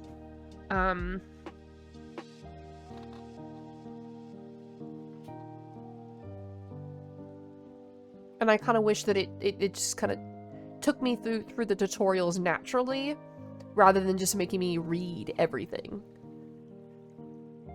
And I don't know how else to explain that for people who haven't played Fallout 4, but that really was those were my two main issues with it. Was one, there was no natural way to learn things, you have to read everything. And two, that chat was being a nuisance about all of it. Like, I get that you're excited about Fallout, and that's great. I get really excited when people are playing my favorite games too, and it's really hard to hold back the answers. I do struggle with that, even when I'm watching some of my friends play games that I love and that I've played. I can understand how hard it is to hold back, especially when you see them struggling. But part of the fun is the struggle, and you need to allow the streamer to go through that. And if they ask for the answers, you can give them, or if they ask for hints, you can give them. But you need to respect the streamer's wishes. And like I said, I struggle with that too with some of my favorite games. I mean, maybe even Koala could tell you, I've been a little bit overbearing in some moments. I know how exciting it can be, and I don't really blame you. But if I'm putting it literally everywhere that I could possibly put it, in all caps, maybe pay a little bit of attention. And again, I'm not talking to any one specific person in chat. I don't think that anyone that's here today was a part of the problem.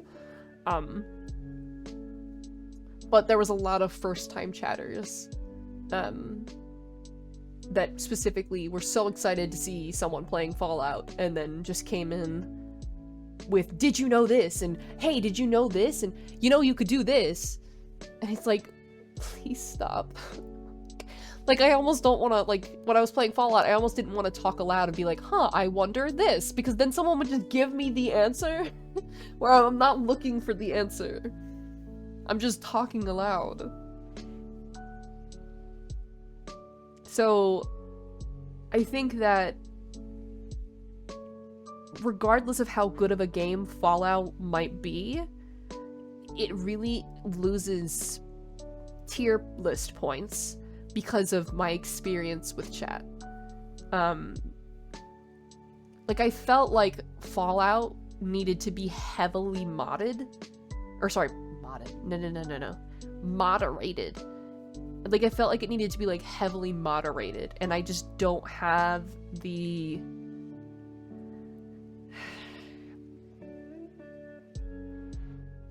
Like, I would need my moderators to be there for every Fallout stream and make sure that they delete any spoilers. Like, it would be a lot of work. so that I don't have shit ruined for me. So I think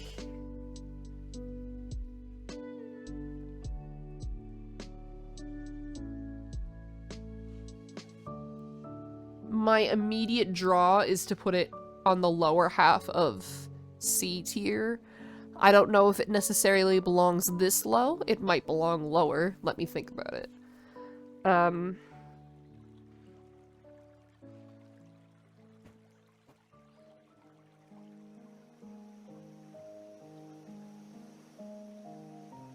Sorry if you can hear Nathan banging around in the kitchen. I'm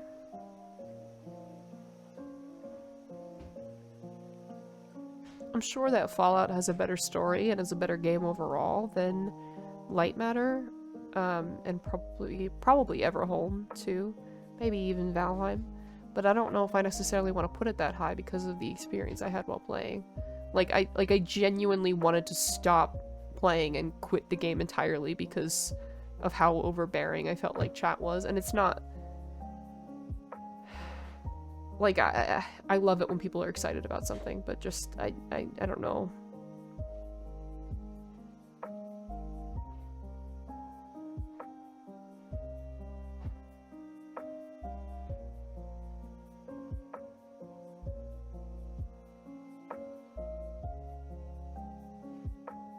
Yeah, I'll leave it where it is right now. Okay. Fly Night.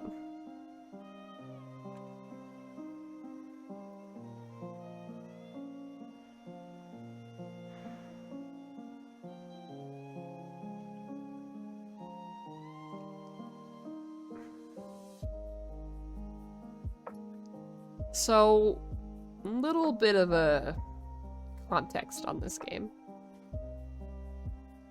Georgie and I were very into playing Enshrouded, but there was an update with Enshrouded that completely ruined like the optimization and the graphics and stuff, and it made it so that I literally could not play the game and stream at the same time.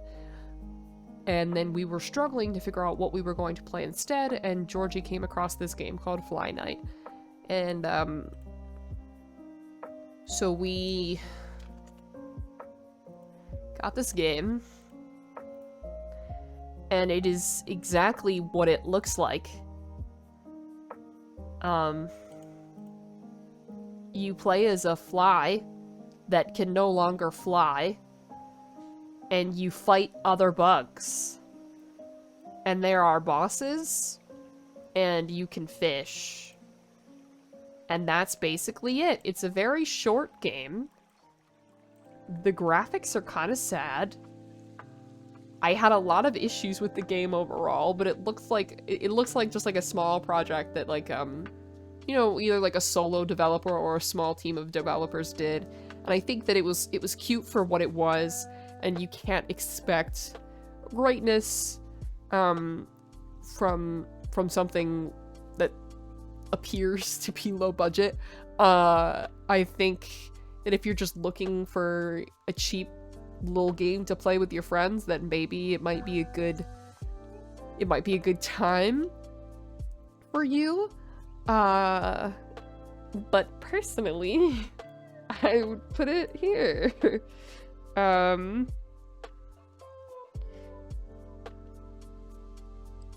don't really have anything specific to say about it other than like Georgie was like, that was fun, and I was like, yeah, fun. Like, I remember that being like a specific thing that I said because I had to edit that VOD. I wouldn't go so far to say is that I had a good time. I think it just is. It just is. That's my opinion about Fly Night. So, that's all I have to say about that. I really... Okay, here's what I'm gonna do. I need your help, guys. I need your help with OBS. I need you all to watch it first. I need to know that I'm not crazy. Okay. we're gonna watch it for a second, and we're gonna watch it glitch in and out of existence, because it's gonna do it, because it's doing it a lot. And I swear to God, if it doesn't do it for stream, I'm gonna be very upset. But I need help. I need to know that I'm not nuts, because it's like glitching in and out of existence, and I almost want to shut down the stream just so I can reboot OBS so that it hopefully fixes the problem, because it's really upsetting me. I don't know. I'm having a day, okay? I'm having a day.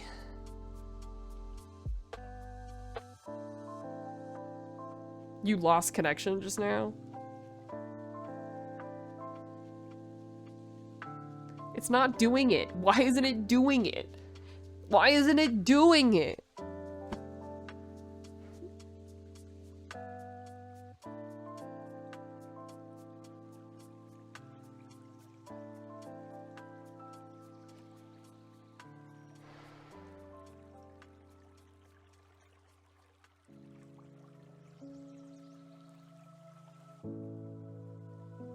It's not doing it.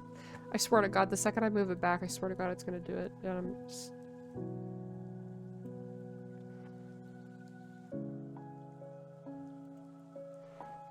I'm not having a good day. Okay. Okay. Hamster playground. Alright? Hamster playground.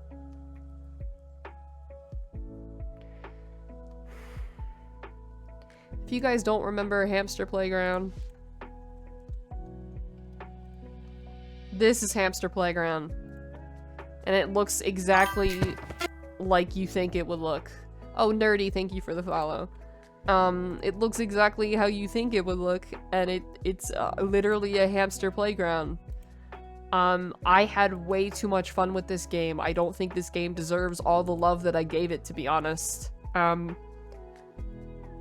But hey, if the developers want to give me the DLCs, I'll move it to A tier. I will do it. I'll do it. I'll fucking do it. It's a fantastic game. I shouldn't like this game as much as I do, but I do actually really like this game. Our trade was processed? Yo. Wait a minute. New inventory item, blue. Look at this, look at my new items, guys. I had 2 rubber ducky floaties. I traded 2 rubber ducky floaties for 2 rubber ducky floaties. And then I got a double cheeseburger and a blue life raft for a blue life raft. Yes! You know what that means? You know, it's time, that means it's time to trade with Mal. Hold on. That means it's time to trade with Mal. We gotta do it real quick. We gotta do it real quick. Wait a minute. Trade offers. Did Georgie accept my offer? Why can't I see my other one trade on hold? Why can't you just show me that though? One pending. Oh, I gotta text Georgie. So, yo, accept my trade. Yo, accept my Steam trade.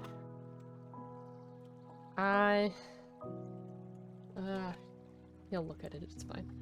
But hold on. Let me look at Mallory's. Let me look at Mallory's goodies here. See. Mallory's got some good stuff in here.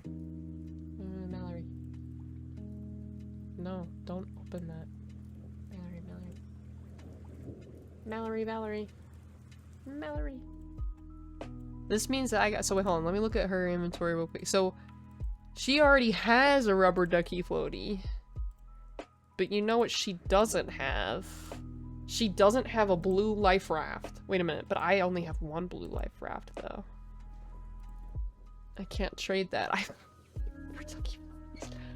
God, I've got 3 of them. I actually don't know if I can give any. I don't have anything for Mallory. Because she already has everything that I have.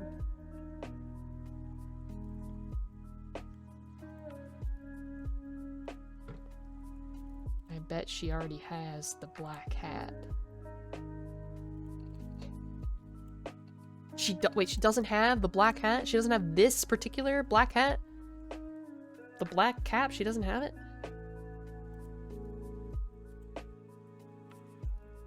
This is not the same black cap. That's a detective cap.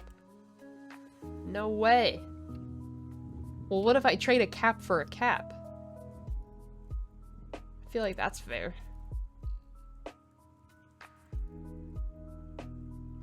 I'm like running out of duplicates here.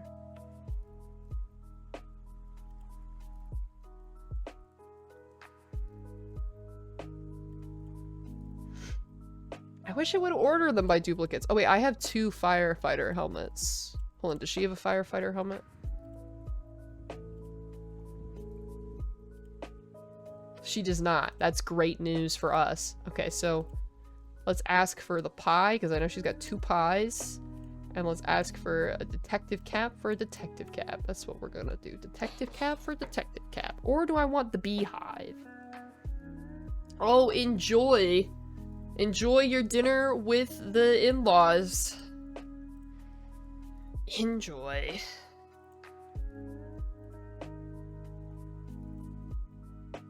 There's 2 different types of jester hats.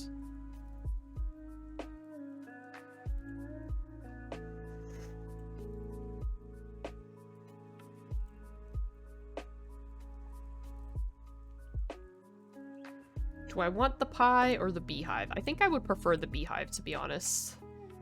Alright, let's make the offer. We're gonna make the offer. Yeah, I'll do that in a second. And then I'm gonna go and I'm gonna send Koala one as well, because Koala doesn't have the floaty, the rubber ducky floaty.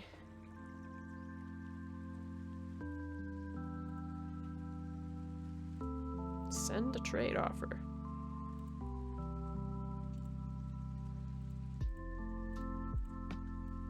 Well, this is pretty great. Watch this. So, hold on, what does he have? So he has Trek Skull and the Purple Double Trail, which was the 2 that he has multiple of. So this and this is what I think he's got 2 of. Yes and yes. And those are the things that I don't have.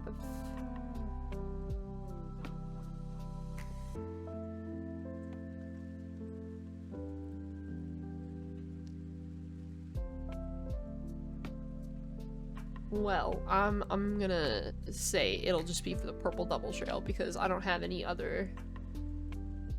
Oh wait, hold on, I have orange life raft. I have an extra orange life raft though. Unless the orange life raft is being used in a different, or is the orange? No, the orange life raft isn't being used in anything else. Does Mallory have an orange life raft?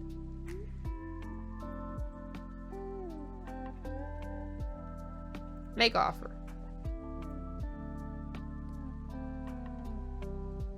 Can I offer Mallory another trade? Mallory.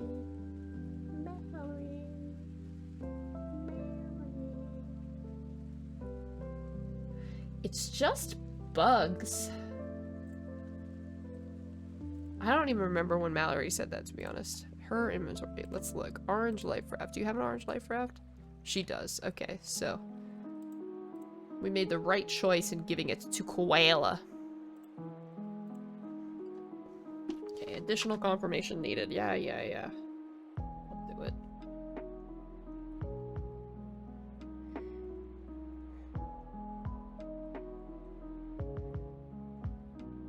The negotiations were short. Anyway.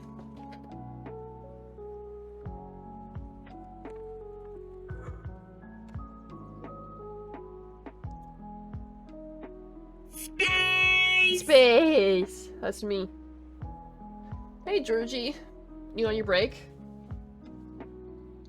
Georgie, I sent you a trade. Accept it. Accept the Steam trade I sent you.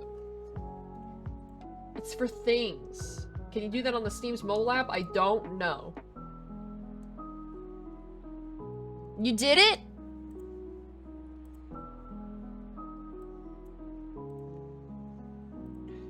No inventory item. I got my rainbow unicorn orange.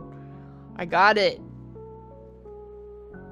You have 2 of them. That's why I asked. And I gave you something I have 2 of. I've been doing a lot of trades recently. How do I see my recent trades?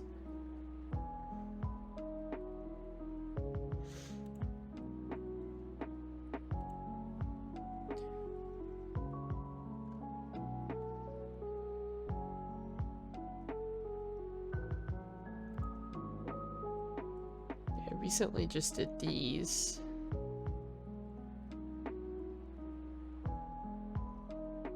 On hold for 14 whole days. That's crazy.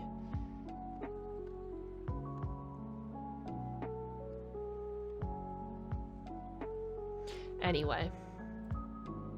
Yeah, I've been trading duplicates for other people's duplicates of things that I don't have. Alright. Enjoy hanging out with smokers. We're never gonna get through this tier list.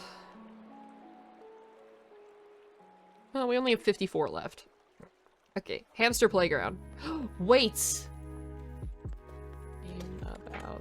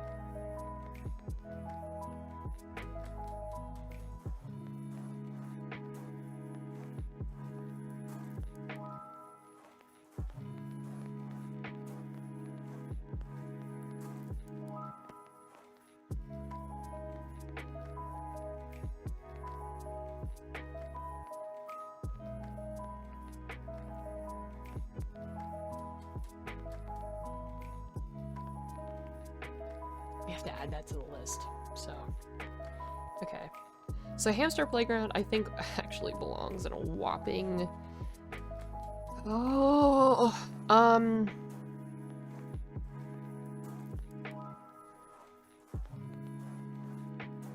I don't fucking know. Somewhere in C tier. I can't in good conscience put it in B tier, even though I had a lot of fun with it. I mean, it's for children. I can't put it higher than this. I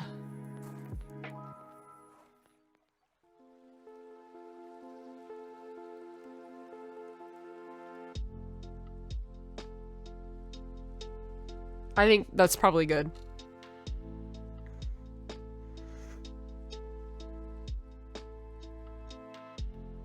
I think that's where it belongs. It's silly, but cute. Okay, Henry Stickmin games. I never actually completely finished this, I don't think. The Henry Stickmin games are fine. I think they're funny, and I honestly prefer watching people play it than playing it myself, to be honest, because I like seeing other people's reactions to it rather than experiencing it on my own for some reason. I don't know. I don't know. I just felt like...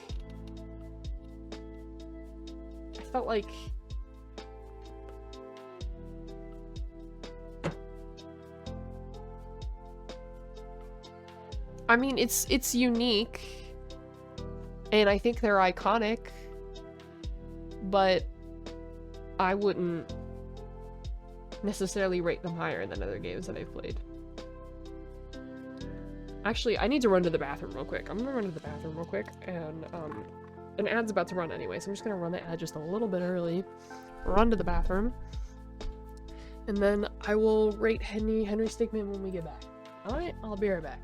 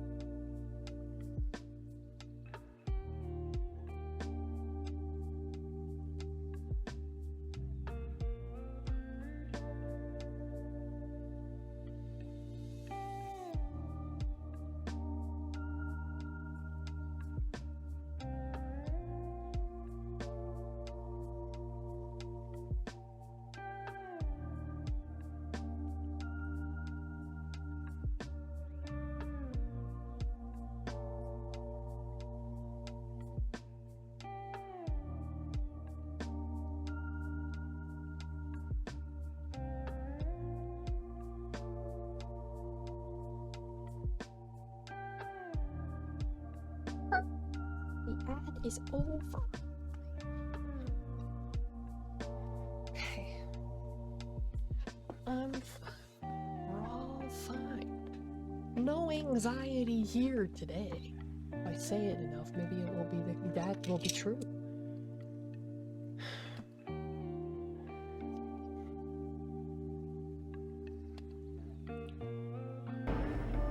Hello there. Oh, hey, Fate, how are you? So anyway, what I was saying before the ad is that I feel like Henry Stickmin is going to be...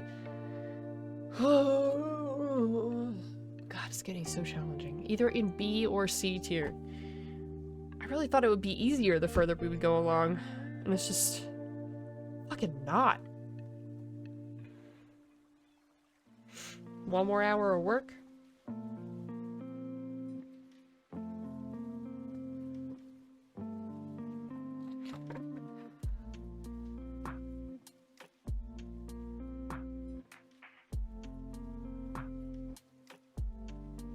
God, can I skip this one? I don't know where to put it. I can't skip things because I'm just... Ah! Why is this tier list so hard? We're gonna need a 4th episode of this. Fucking hell.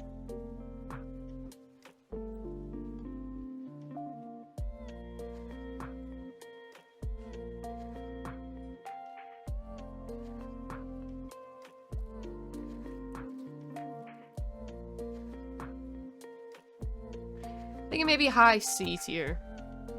I can't really explain it. It's just, it's... Again, I much prefer watching it than I do playing it myself. But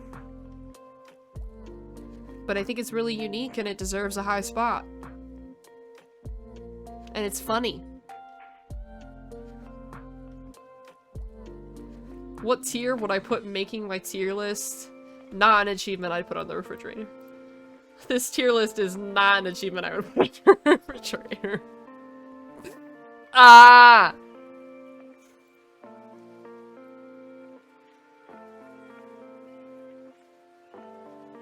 Okay. House builder.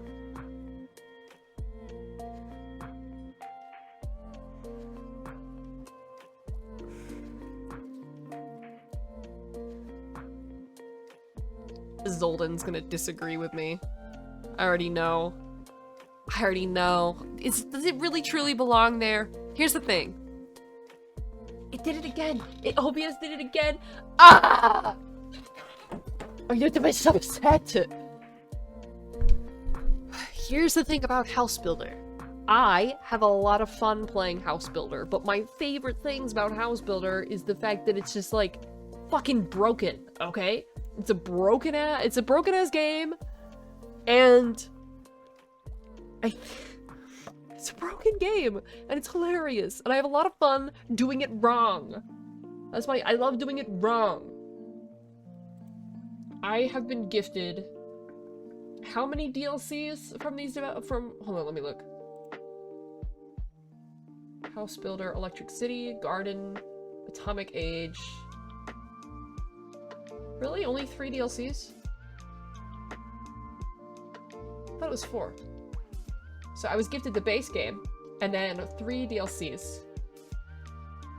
Now, I think that out of the... Oh, no. There's also the medieval DLC. There was a 4th one. Okay. There was 4. I was right. I was like, where's the really broken one? The medieval DLC one was so broken. Can I let me show you guys real quick. See, this is what we keep getting off track.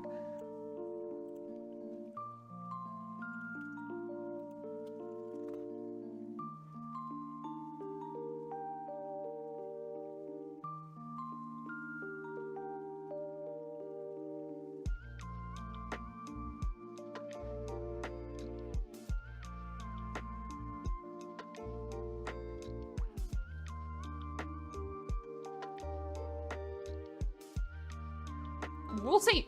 It might get better. You never know.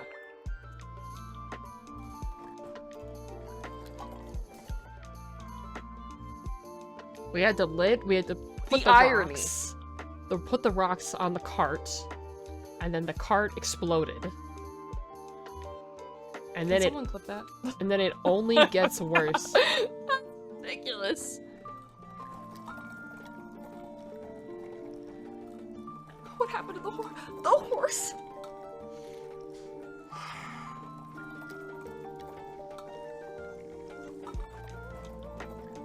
What am I supposed to do about this?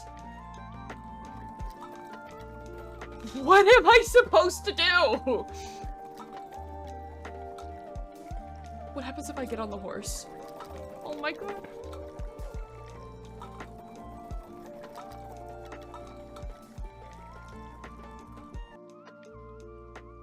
And then you might wonder what happens next. Is it this? Oh, no, that's...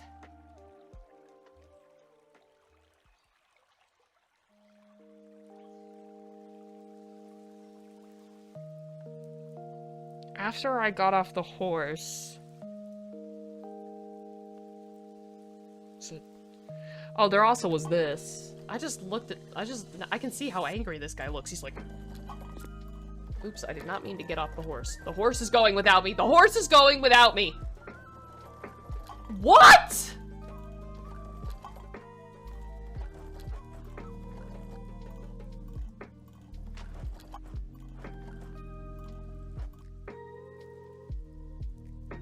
Oh, this. Here we go. So I get on the horse. And then I'm like, well, what's gonna happen if I get off the horse? Because I'm glitched under the world. Can I move on the horse? No, I can't. Oh my god. Oh my god, the horse. Oh my god!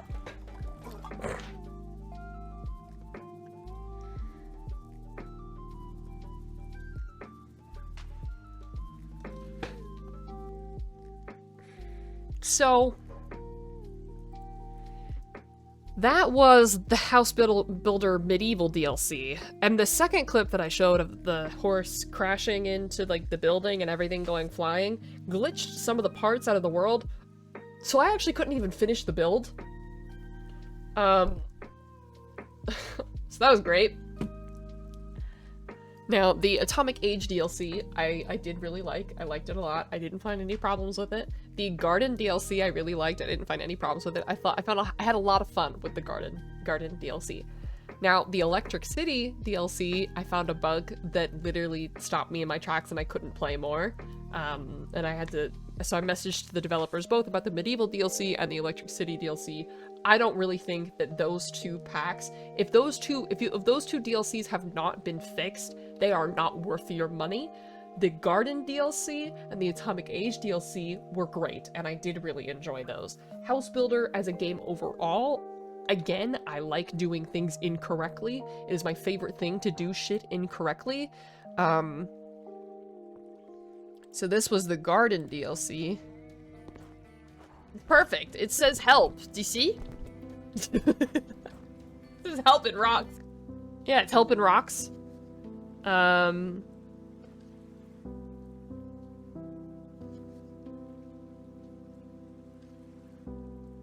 Which one? Oh, here's one. I'm a decor genius. Can I get... Ooh, I can get some up there. Alright, hold on. Let me get some on top of the sheds, if I can. Oh, very good. Because you can decorate the buildings, too. Oh, look at that. Look at this. Look at it go. Oh, yes. That's a 5 out of 5. I mean, if I do say so myself, I mean, I don't want to toot my own horn. Really, it's Chast's decision. The truck is stuck on the... They're sliding off. Not all of them. And really, that's just helping the decor of the grounds. There's plenty on the roof, you know. There's at least, what, 7? And then there's one on the shed. You know, I think that's something special. Tell me I'm wrong. So here's the thing. I have so many lovely memories of this game, and this game is fucking fantastic. But it's also not. What was this? Oops. What's this one? Oh, the crane. Can I put it on the roof beam? Good question.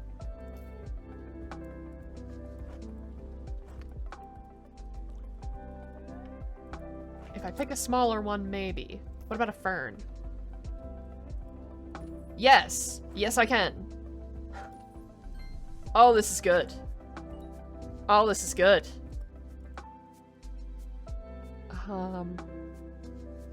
Actually goated at building atrocities. Oh yeah, that was the...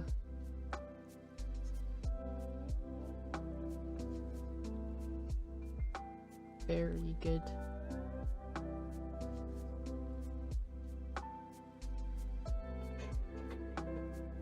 Oh, me, the demolition expert. Yeah, right. Best greenhouse ever made? This one's really good. I'm supposed to install metal covers on the roof. You know, this actually almost looks like a real greenhouse, which is hilarious. You know, ignoring the help, it actually looks like a real greenhouse. And then down here, it looks like someone abandoned their house for 17 years and somehow all these things are actually living, you know? I don't know. Garden DLC is where it's at, I'm telling you. Kinda nuts. Oh, and then don't forget the toilet pyramid. What the fuck? What the fuck? Oh my god. This is absolutely beautiful. I can't believe it let me do this. Why did it let me do that? I don't know. What is it? What did I intend? What is this? I can't bounce on it. Well, if I can't bounce on it, then it's not worth it. Here. Okay, here we go. Oh yeah, we were building the UFO house. Perfect. There we go. Very nice. Oh yeah, I glitched through the roof, right? Oh yeah, this was one of my first builds. Asking price 655. Honestly, I think all these can just stay here. You know, all this extra stuff. That's what. Yeah, like you know, disaster. I think that is a great way to. I think that's like a. I'm really thinking that that's a great condition to leave the house in. You know, I mean, if I was buying. The ladder floating in midair. It's just the flying ladder and the wood sticking out of the roof. And all the destruction around is just that's really something special. That is something special right there. Again, so the point that I have made is that House Builder is only fun when you play it wrong, okay? So, do I think it belongs here, though? Do I think it belongs there? Because I had so much fun playing it, though.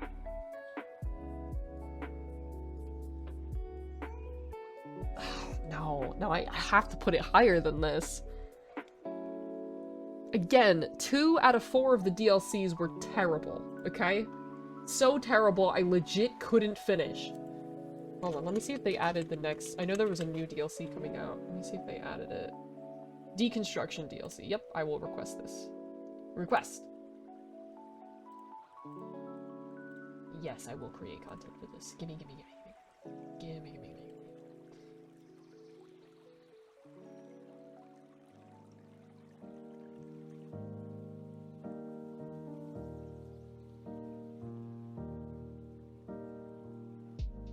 And there's a House Builder 2 coming out as well.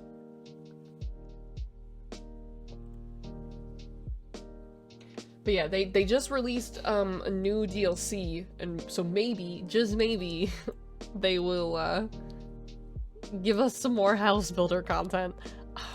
I gotta It is so unfair to put this in A. I can't put it in A. Half the DLCs were not worth it. Were broken beyond repair. It's gotta...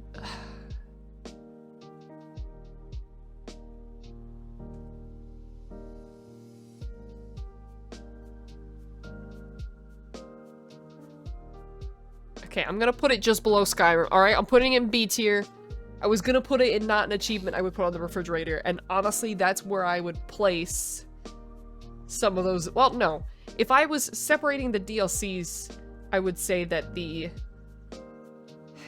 medieval DLC and the Electric City DLC were absolute failures. I would refund that. If I had purchased it, I would have refunded it. Like, because I literally lost all my progress and couldn't finish because of the bugs that we ran into, okay? Literally completely stopped us from being able to complete. Okay?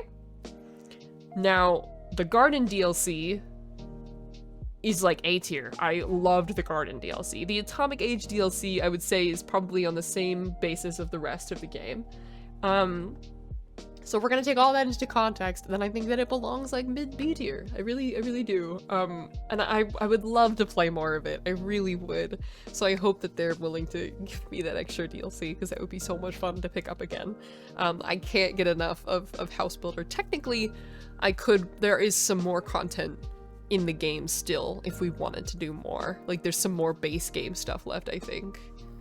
But really, once you get to a certain point, it is a little bit repetitive, and the DLCs add an extra layer of new stuff to the game. So, yeah. Anyway, I think that's all I have to say about House Builder. The clips were self-explanatory enough. It is a hectic game. And again, if I were playing it legitimately, I don't think I would enjoy it. I think that it would not be particularly fun if I didn't play it wrong. So, anyway, speaking of doing things wrong,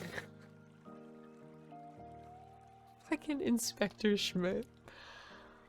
This game, I think was this was gifted to you by developers, wasn't it? Let me double check. Redeemed. Inspector Schmidt, yes, okay. It was gifted to me by developers. This game, I think, was originally written in German, so the English is... I don't know if it actually is German, or if it's like some other similar language to German, but I think it was German that it was originally written in, and the English is so fucking wrong. It is so good. It's so good, guys. It's so good. I can't recommend this enough. If you're a streamer and you want to play a game that is like,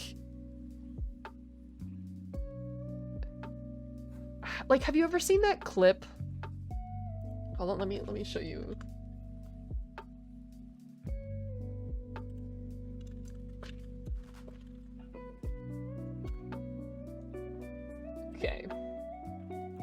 Okay, so I don't even remember what game this is, but this is Game Grumps, and they're playing a game that I guess was originally in Japanese, I think, and it was translated to English, okay?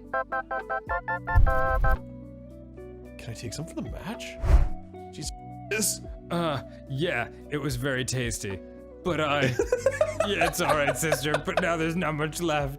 I'm glad you liked it. Sister, meet my friend, Kenji, and this is Yukari. We've been waiting for you to wake up.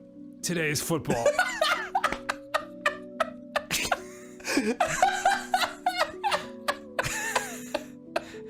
It's like being in a room with aliens that are trying to learn how to be human.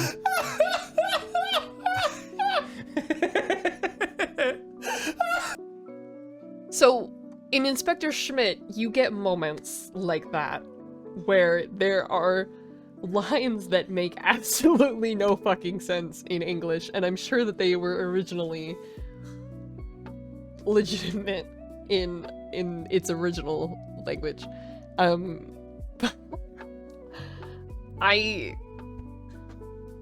I can't, express enough how much stupid fun I had with Inspector Schmidt. Like, it was just so funny to me. And I know that the game is not intentionally made to be funny. It is made to be a murder mystery? God, what the fuck was that game even about? You were an inspector.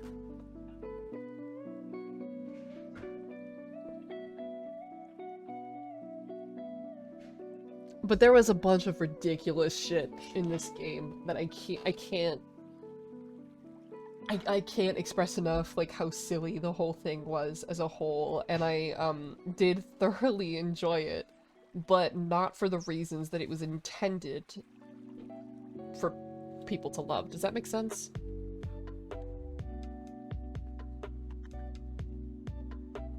Like, I didn't necessarily love it as a murder mystery. I loved it as this silly, hilarious thing.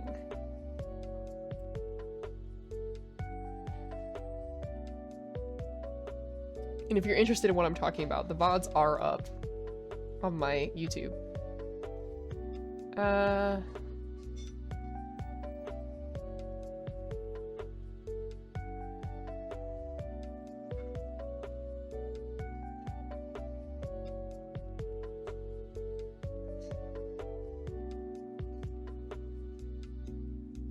I think that this takes the lowest B tier spot. I think it does. I really think it does. I feel like for what it was intended for, it's probably a C tier. Borderline, not an achievement I would put on the refrigerator, but the hilariousness of it really brings it forth for me. I don't know, maybe I'll change my mind later, but I just have so many hilarious moments from that game. I wonder, wait, do I have any clips from that? Hold on. Inspect. No, come on, I totally do. There was that one moment with the guy, and it was like a, man, really? No? My opinion can't be wrong? I don't know. It's really hard to compare all of these different games when I'm comparing them on completely different bases. Like, everything is being compared differently.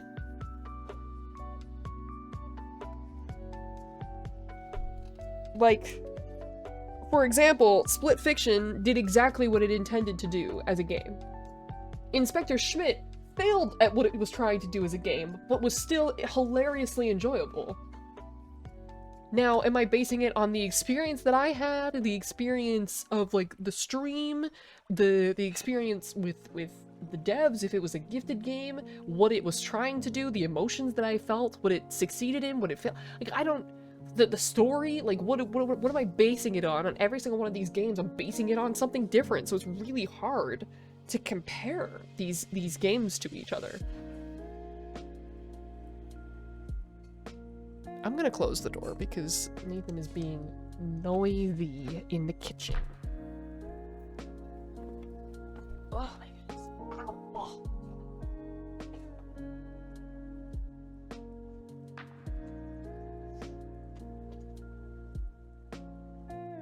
God, I'm fucking old. I stood up and then, ow, my ankle. Ugh. So yeah, it's really hard to compare these games. And that's why I say, like, I feel like my opinion, like I feel like I should be basing them all off of the same thing. But then, that wouldn't be fair, because some games, like, aren't trying to do certain things. So, of course, they're not going to be good at that one thing. I don't know, it's so hard. This is such a hard tier list. This is probably the hardest tier list I will ever do. Okay, Journey.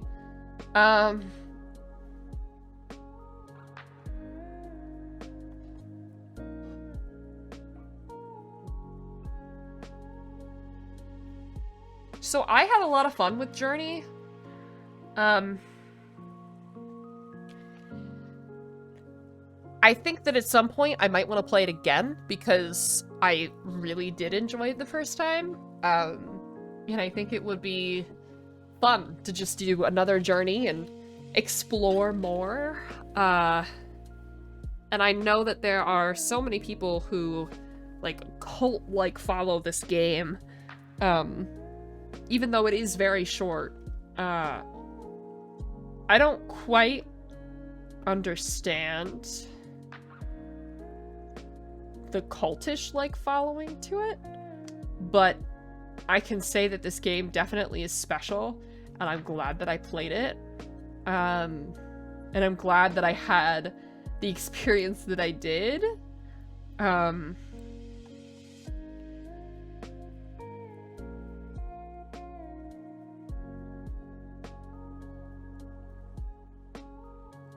I want to put it above Uno. I know that people are going to be like, why is it not an A? And it's like, okay, well, listen. I don't know, okay? Look, I mean, it doesn't... The replayability is limited. I don't really understand why people want to replay it so much and replay it all the time. I think I might want to replay it just because I might want to get some more achievements and just have a slightly different experience than I did the first time.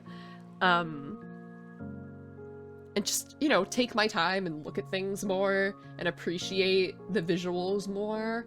But I don't think I could get more than 2 plays out of it, per se. Now, of course, Uno you can play again and again and again and again and again, as are a lot of these fucking games. But I can't say that I enjoyed what Journey did for me more than I enjoyed what Ooblets did for me. And the games that are above Journey are games that are really, really solid, in my opinion, or have a lot of potential for their future. Because, like, Atomic Picnic, for example, is still in early access, and I feel like it's already a great game, and sure, there are some bugs or whatever, but there's a lot of room for it to grow. Whereas Journey is its own thing, and it's finished, and I love what it is, but that's all that it's ever gonna be, I suppose.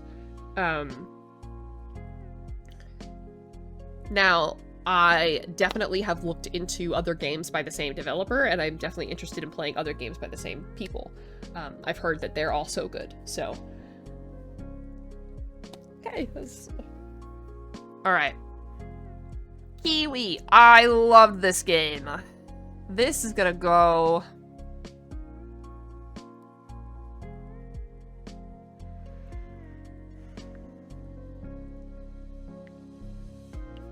Shit, I think this goes in A tier, but I'm not sure where. It's 160. 160 games that I felt like I played enough of to give a reasonable review on. So, any demos that I played, not included. Any,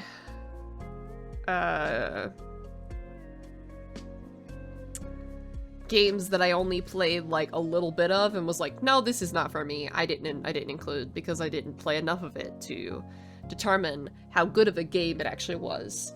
I only played enough of it to know that I wasn't gonna like it. So I've played more than 160. This is just the 160 that I felt like.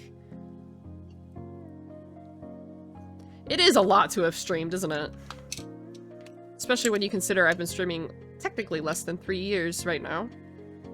It's a lot of games. Holy fuck. Okay, Kiwi. Kiwi belongs in A tier. Where does it belong in A tier?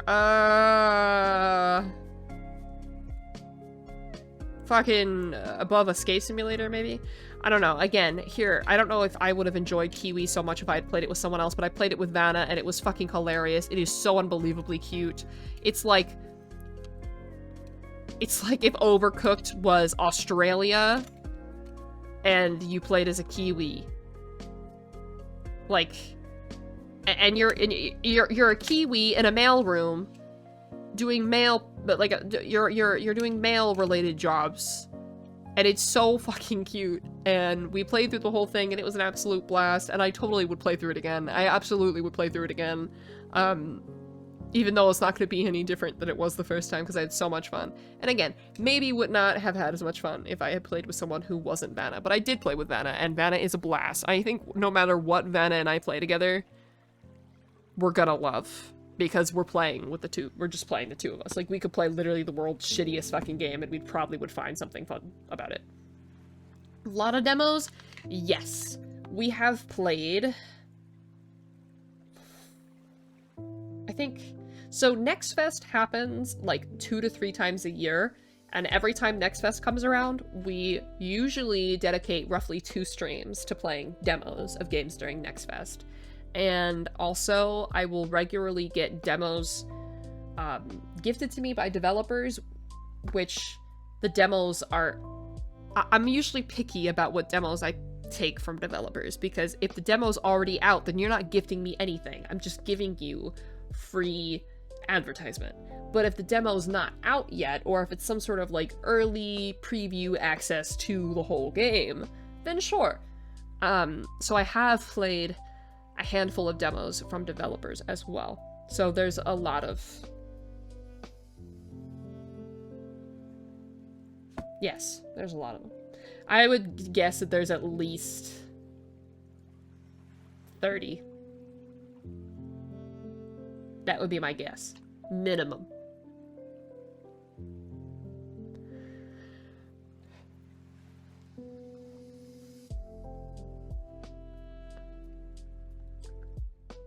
Killer frequency. This game was fucking dumb, bro. That's a...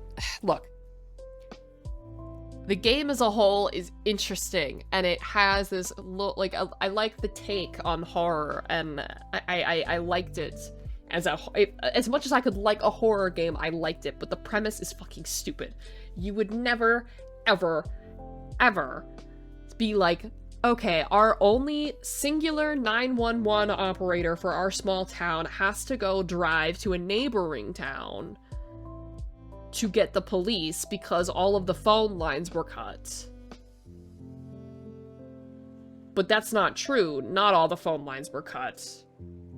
Because you can still call 911. And you can still call the radio station. But the only 911 operator has to leave the town to go get a neighboring town's police force to come catch a serial killer roaming the town. And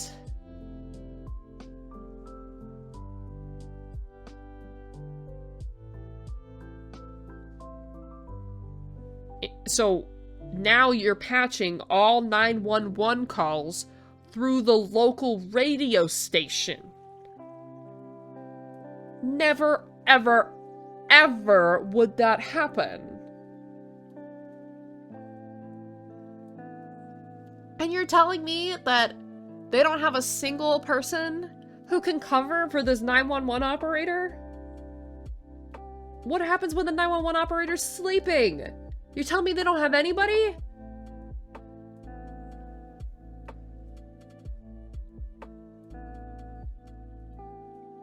It's just the whole premise makes no fucking sense.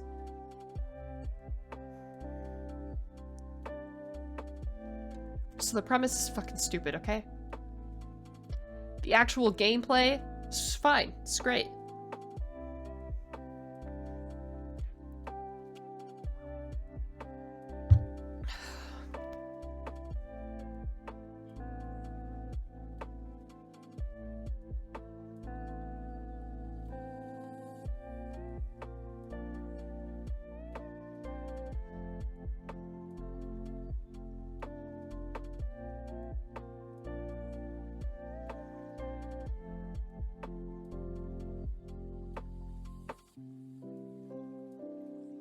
I don't know.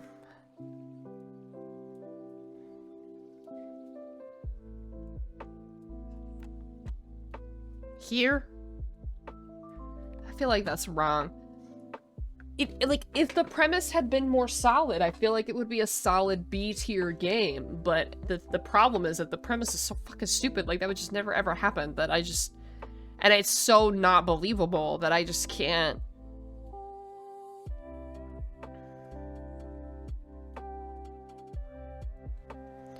I just can't get past that.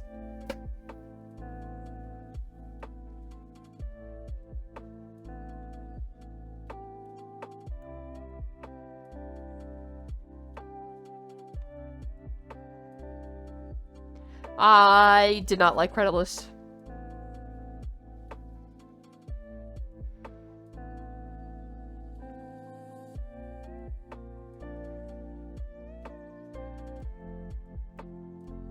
I didn't like Creditlist at all. The puzzles were really stupid. I feel like, I mean, I'm trying to...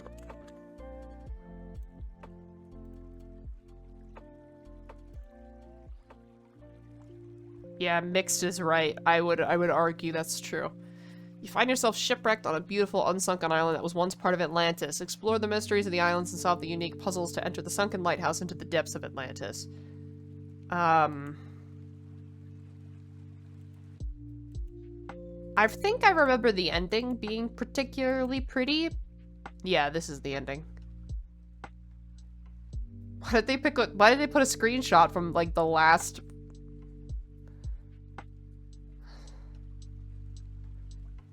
But the puzzles were not good. The puzzles were just so not good. So no, I wouldn't argue that it's a good game. And I did not have fun playing it. There was a lot that could have been done, and a lot that was done poorly. And I feel like if you're not... I mean, I don't... Look, I'm not a game developer. I know that it's really hard to make games, but if I was a game developer, I wouldn't put something out that wasn't solid. And I feel like it's not solid. I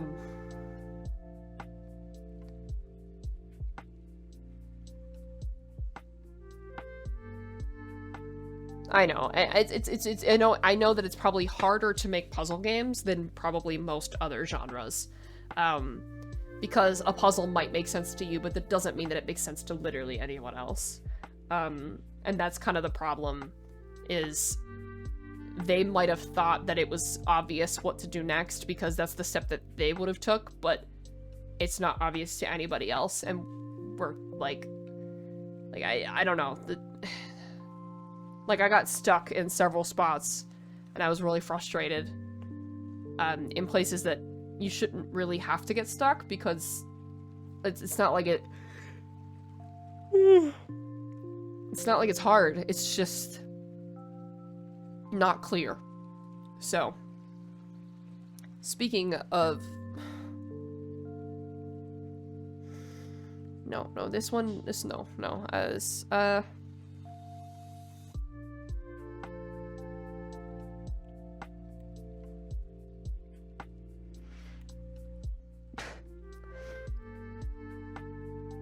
Last Will was not a game that was gifted to me by developers. However, I don't remember how I came across it, but I was like, oh, it's like kind of like an escape room type of game, and it's made by a small developer. I would love to support a small developer, and the game is really cheap. Sure, I'll get it. And it was fucking horrible. If Koala was here, he would say, fuck that game. Koala knows all about it. But fuck the puzzles in this game. And they, like, tried to make it so that the puzzles are random, so that there's, like, kind of, a replayability factor. So, like, every time you would go in, the puzzles might say something different, and there might be a slightly different answer. And also, there are different rooms that you can... Like, there's lots of different rooms. And you don't necessarily always get the same rooms each time, and each room has a different puzzle, like, if that makes sense. But it's so poorly executed, and the puzzles make no sense, and like it's not well done at all. It's really, I feel so bad to shit on a game, but genuinely, like, I felt the need to finish it just to say that I finished it, but it was not good. It was not good. I wish I did not purchase that. I do regret that purchase. I'm so sorry to those developers, but, it wasn't good. I'm sorry. Moving on. I'm sorry. Okay. Let's do... We've only done the first 2 Life is Strange games, right? We didn't do anything else? We didn't do... Yeah, I think so. Okay. So let's start with the original Life is Strange, and then we'll go into Life is Strange Before the Storm. So Life is Strange is a story-based series where your decisions do kind of matter. And you're following this young girl who is in between high school and college, either in college or in the last year of high school, I don't fucking remember. And she wants to be an artist, a photographer, and then, something happens and she realizes that she's got powers, time travel powers, and she can fix the past, I guess.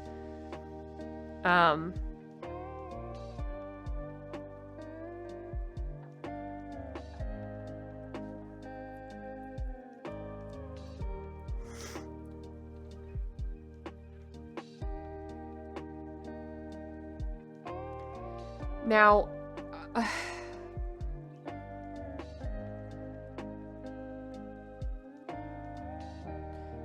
I think that what people get out of Life is Strange is the wrong is the wrong thing to get out of it.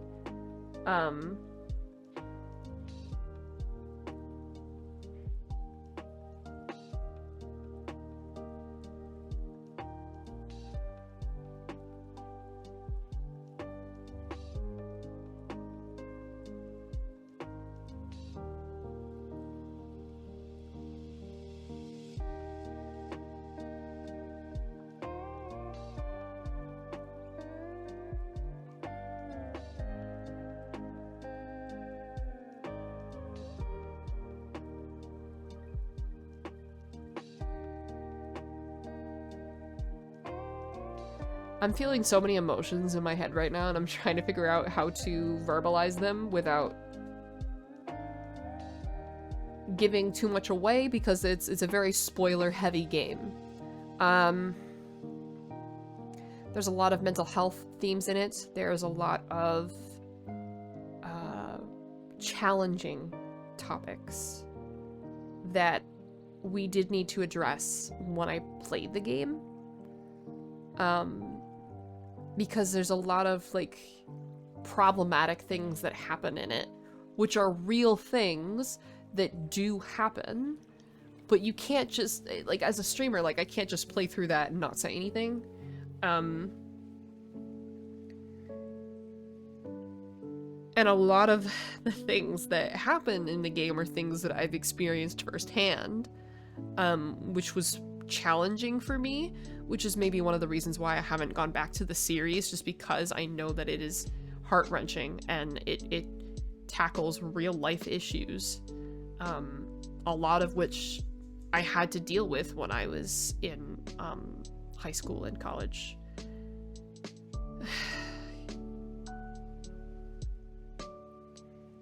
It is very triggering for some people, and I would definitely warn against that, and there was a lot of people who warned me against it. If you want to know specifically what the triggers are for, I don't want to... Yeah, I'll specifically trigger warnings for, am I allowed to say that on stream? Like, unaliving.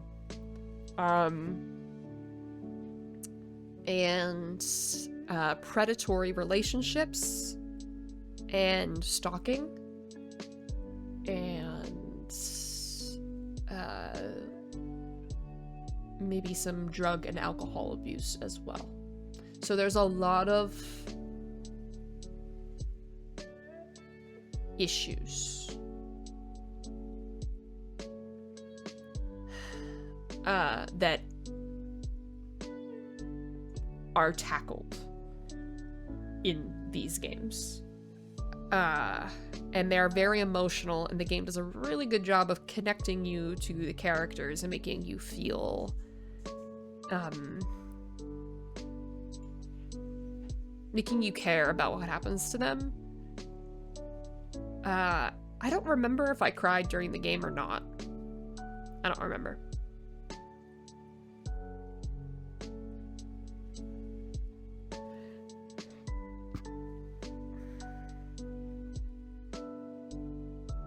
I think that I feel like people say that they prefer the prequel Before the Storm over the base game. And I can understand why. But I disagree. I definitely preferred the base game over the prequel. Because one of the things I really wanted from the prequel was I wanted you to be able to make a difference and to prevent the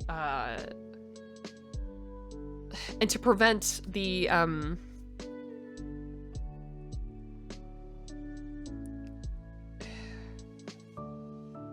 essentially prevent the story arc from the base game.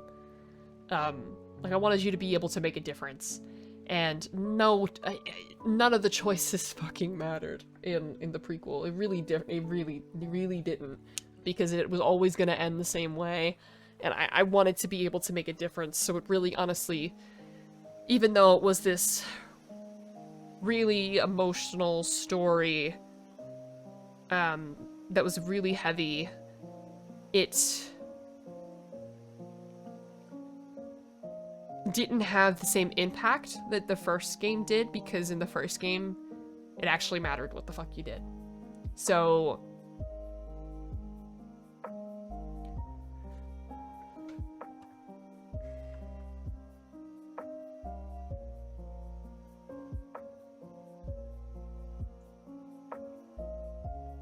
I can't believe I'm saying this, but I think that this deserves an A. I've been a huge stickler with my A's, but I really do think that the original base game of Life is Strange deserves an A. I do.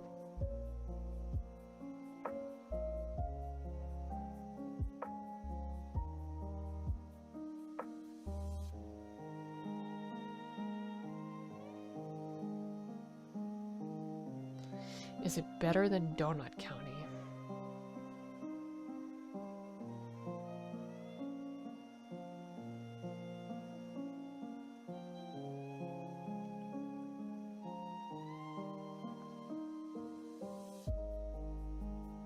I'm gonna leave it where it is. Before the Storm, the prequel, to Life is Strange, I'm gonna put in B tier.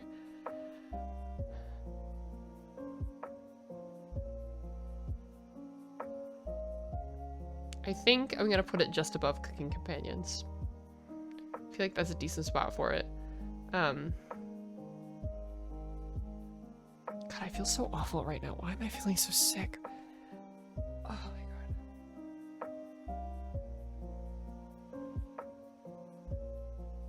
Sorry, I need a minute.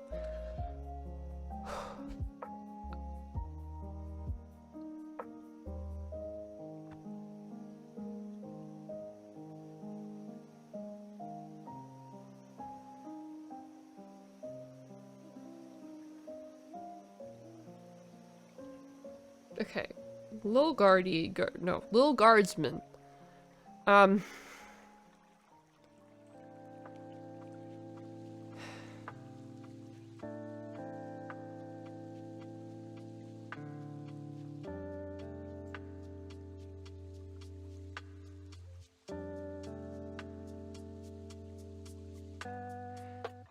not gonna lie, with Lil Guardsman, about halfway through I got kind of bored, because it was kind of repetitive. So Lil Guardsman is like if Papers, Please was more visually appealing to the eyes, and also was in like a fantasy type of world where there's, you know, goblins and ghosts and giants and that kind of thing.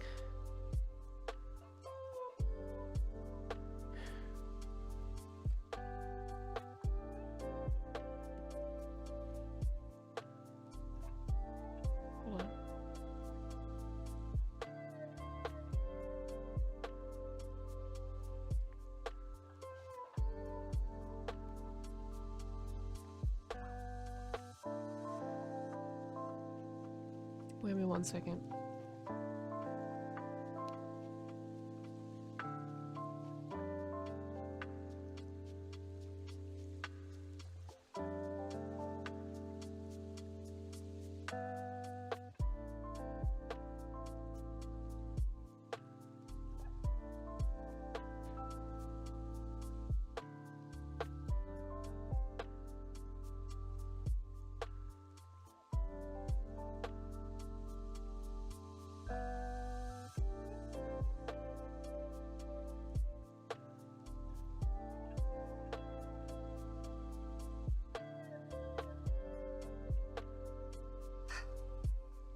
Like, dude, if I have the flu, I'm gonna be so mad. Like having like hot and cold flashes right now. Maybe I should not be streaming right now.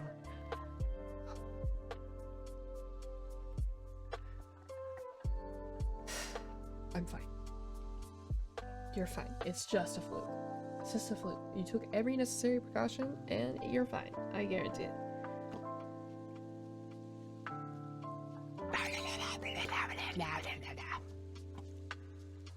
So about halfway through I got kind of bored because it was repetitive, and I feel like I would feel the same way about Papers, Please or any of those other games.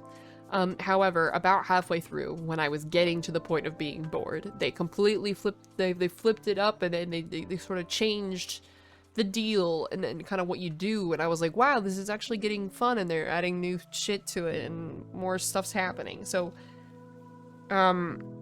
they found a way to kind of keep me engaged, which I appreciated, because I was like, I don't know if I can get through the second half of this game, like I'm falling asleep.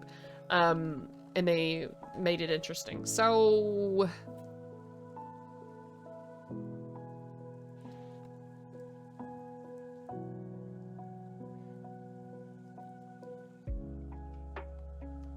I think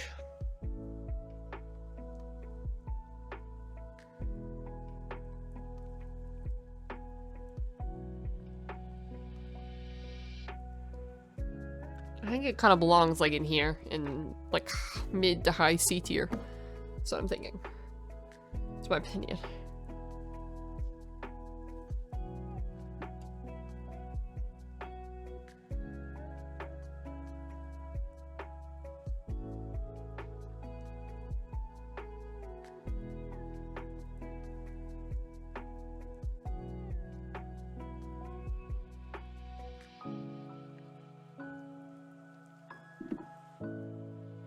Again, I'll reorder when we're done. How many do we have left? 45 minus this is 43. We have 43 games left. Okay. I'm not gonna get through all 43 today. What the fuck is happening to me? I am not happy. Okay.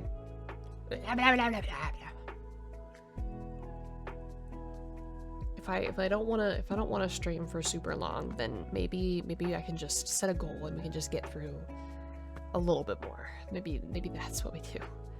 All right, let's at least try and get through the L's. We have 5 more L's, and then we'll reevaluate how we're feeling, and then make a decision on whether or not we want to continue stream or if I just want to go lay the fuck down.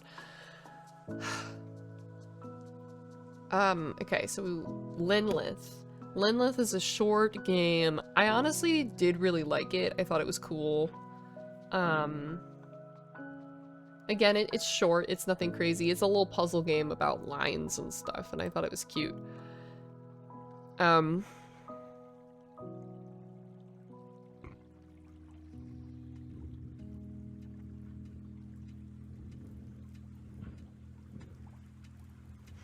I'm gonna actually stick it just below Patrick's Parabox for right now.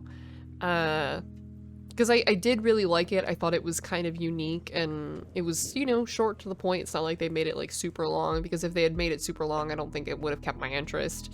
But it was cute. I don't know, it was... I don't remember who recommended it to me originally, but I thought it was good. Just, you just find a way to, like, get to the end, and it's cute, and then you do the whole thing, and it's like puzzles. I don't know, man.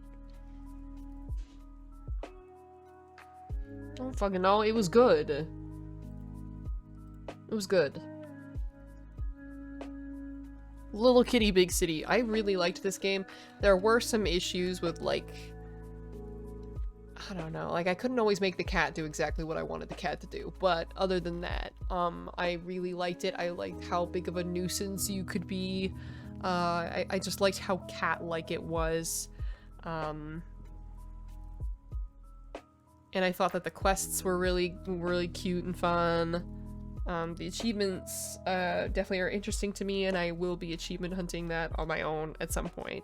I did really enjoy it. So I think that my initial poll is that it probably belongs in B tier. I would never put it anywhere near Stray, because Stray has a beautiful story attached to it, and they did such a better job. But Little Kitty Big City definitely has your cat still, and you do some cool fun stuff as a cat. So I'm thinking, oh my god,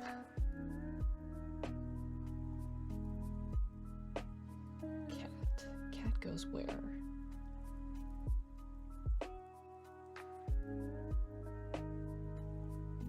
I think it's probably gonna go.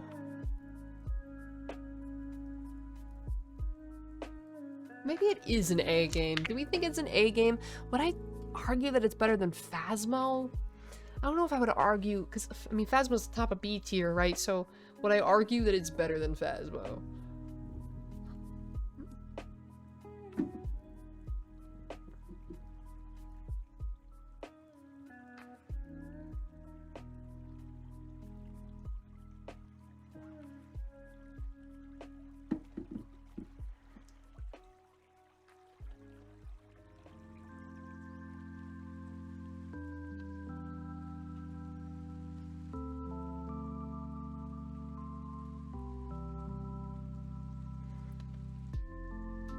I don't know, I liked being a nuisance. I'm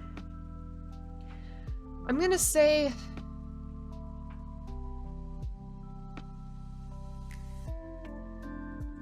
I think I'm gonna put it right here. Really high B tier, I think. Because I would not argue that it's necessarily better than Phasmo. And maybe I'm giving Phasmo too much credit, I don't know. And I think that Claws and Chaos was cuter overall, so... I don't know. Little Odyssey, look, I don't really think that Little Odyssey is for me. I gave it a shot, and I think that you need a lot of... It's one of those games where I feel like... And you're gonna be like, Jess, what the fuck are you talking about? Because yesterday I decided to play a game about digging a hole, and literally just dig the entire backyard out.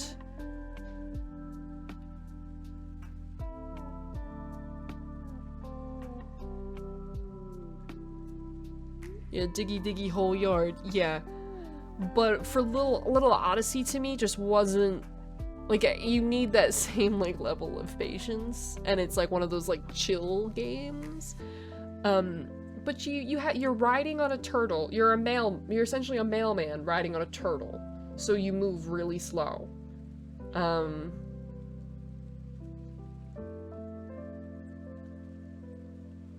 7 days has a lot of diggy. Well, like 7 days to die? I know there's... What the fuck game is it? Is 7 days... It's in my wish list. What the fuck is it called?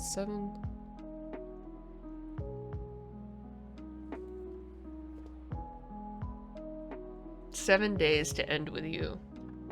That's in my wish list right now.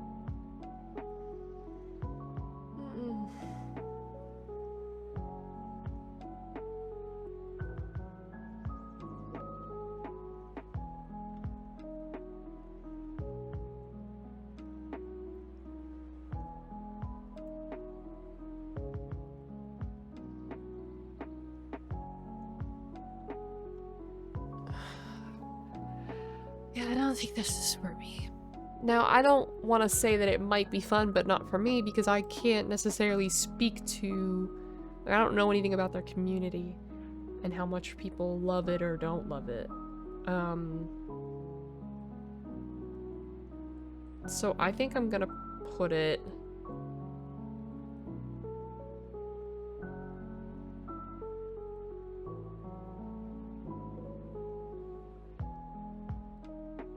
Again, this was a game that was given to me by developers. Fuck.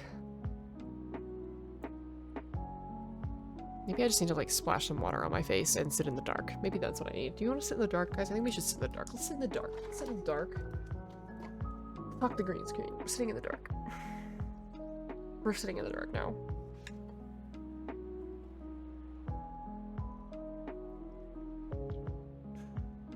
What? Is there any other medicine that I could take to feel better?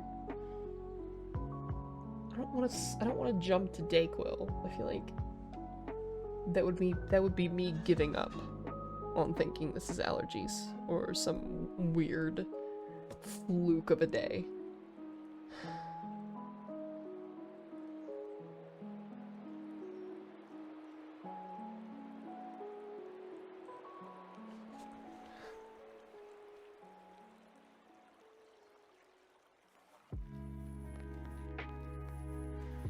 I'm just having a moment. I'm having a moment today.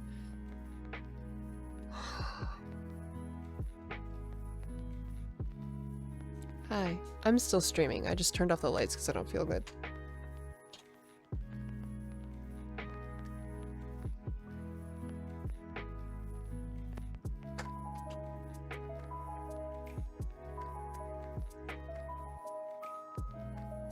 Alright, I think I'm gonna put this...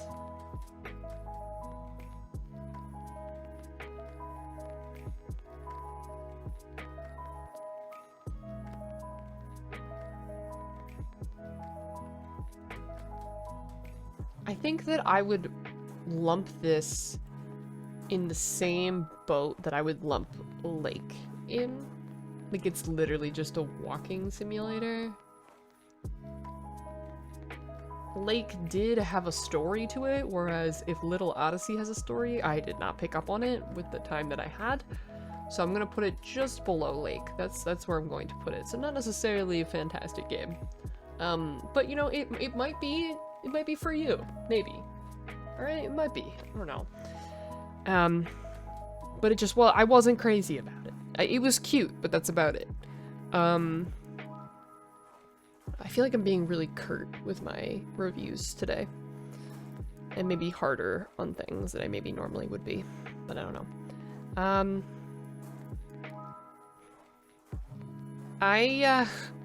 This next game, Lost But Found, I'm really disappointed in Lost But Found. I'm really, really disappointed. Here, let me actually... Currently...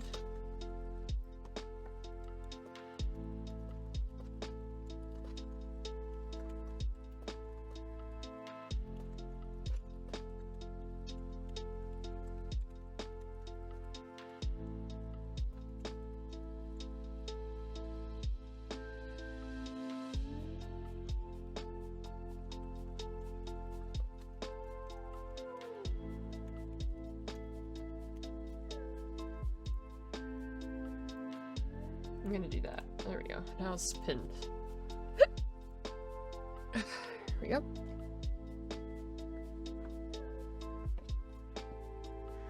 I'm really disappointed in Lost But Found.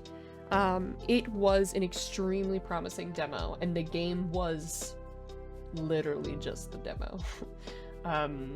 There was nothing really additional in any way.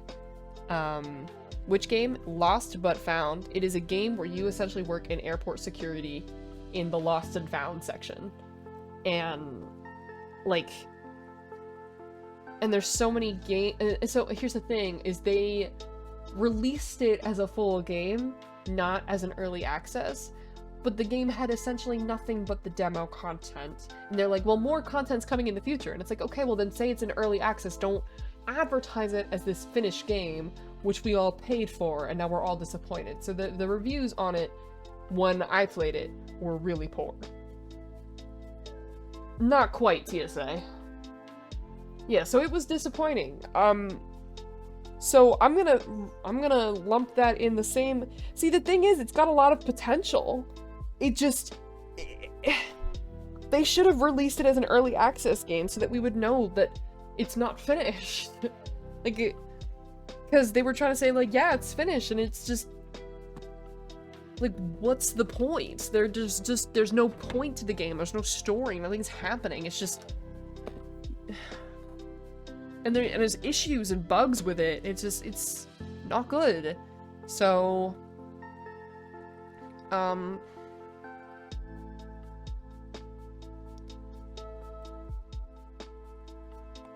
think it belongs here.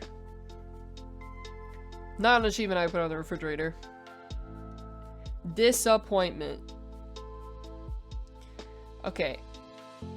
I am gonna give this next game a really unfair rating. I need you all to be aware. I'm giving this an unfair rating. This game was gifted to me by our own Georgie, our moderator Georgie, and he was like, I think I really want to see you play this game. And I was like, it's a horror game, but fine. And I played it on Halloween a couple of years ago. And I spent the whole, like, 4 hours that I played the game having a panic attack. Because it was fucking terrifying and too much for me. And I spent probably about, I spent like over 3 hours on the pause screen, hyperventilating. So, in my opinion, it was an awful fucking experience, okay? So, I'm going to stick this at the bottom of D tier. Not an achievement I would put in the refrigerator. But here's the thing. I mean, it's a game about mental health and facing your greatest fears and finding your dog. So, I mean, it might be great. And I watched Georgie play through it when he streamed it, and I watched him play through it. And maybe I would rate it higher if that had been my experience, but based off of my experience of the game, I had a miserable experience. I did not have a good time, and it's not because the game was bad, it's because it wasn't good for me. But I don't necessarily want to put it in might be fun, but not for me. I feel like it doesn't deserve that spot. So, that's where it belongs, in my opinion.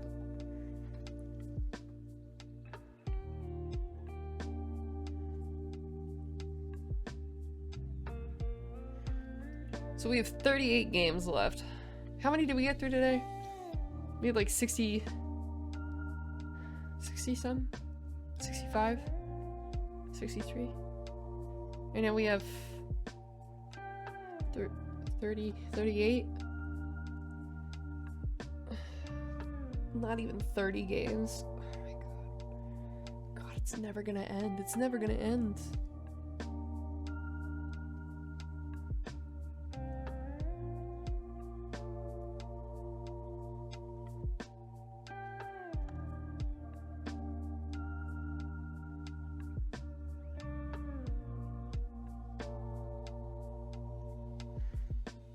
Okay, I think I'm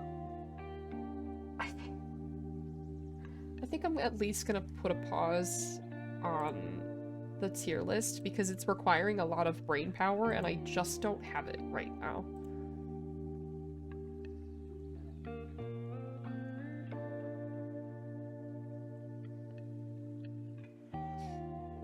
What, if anything, am I going to do instead?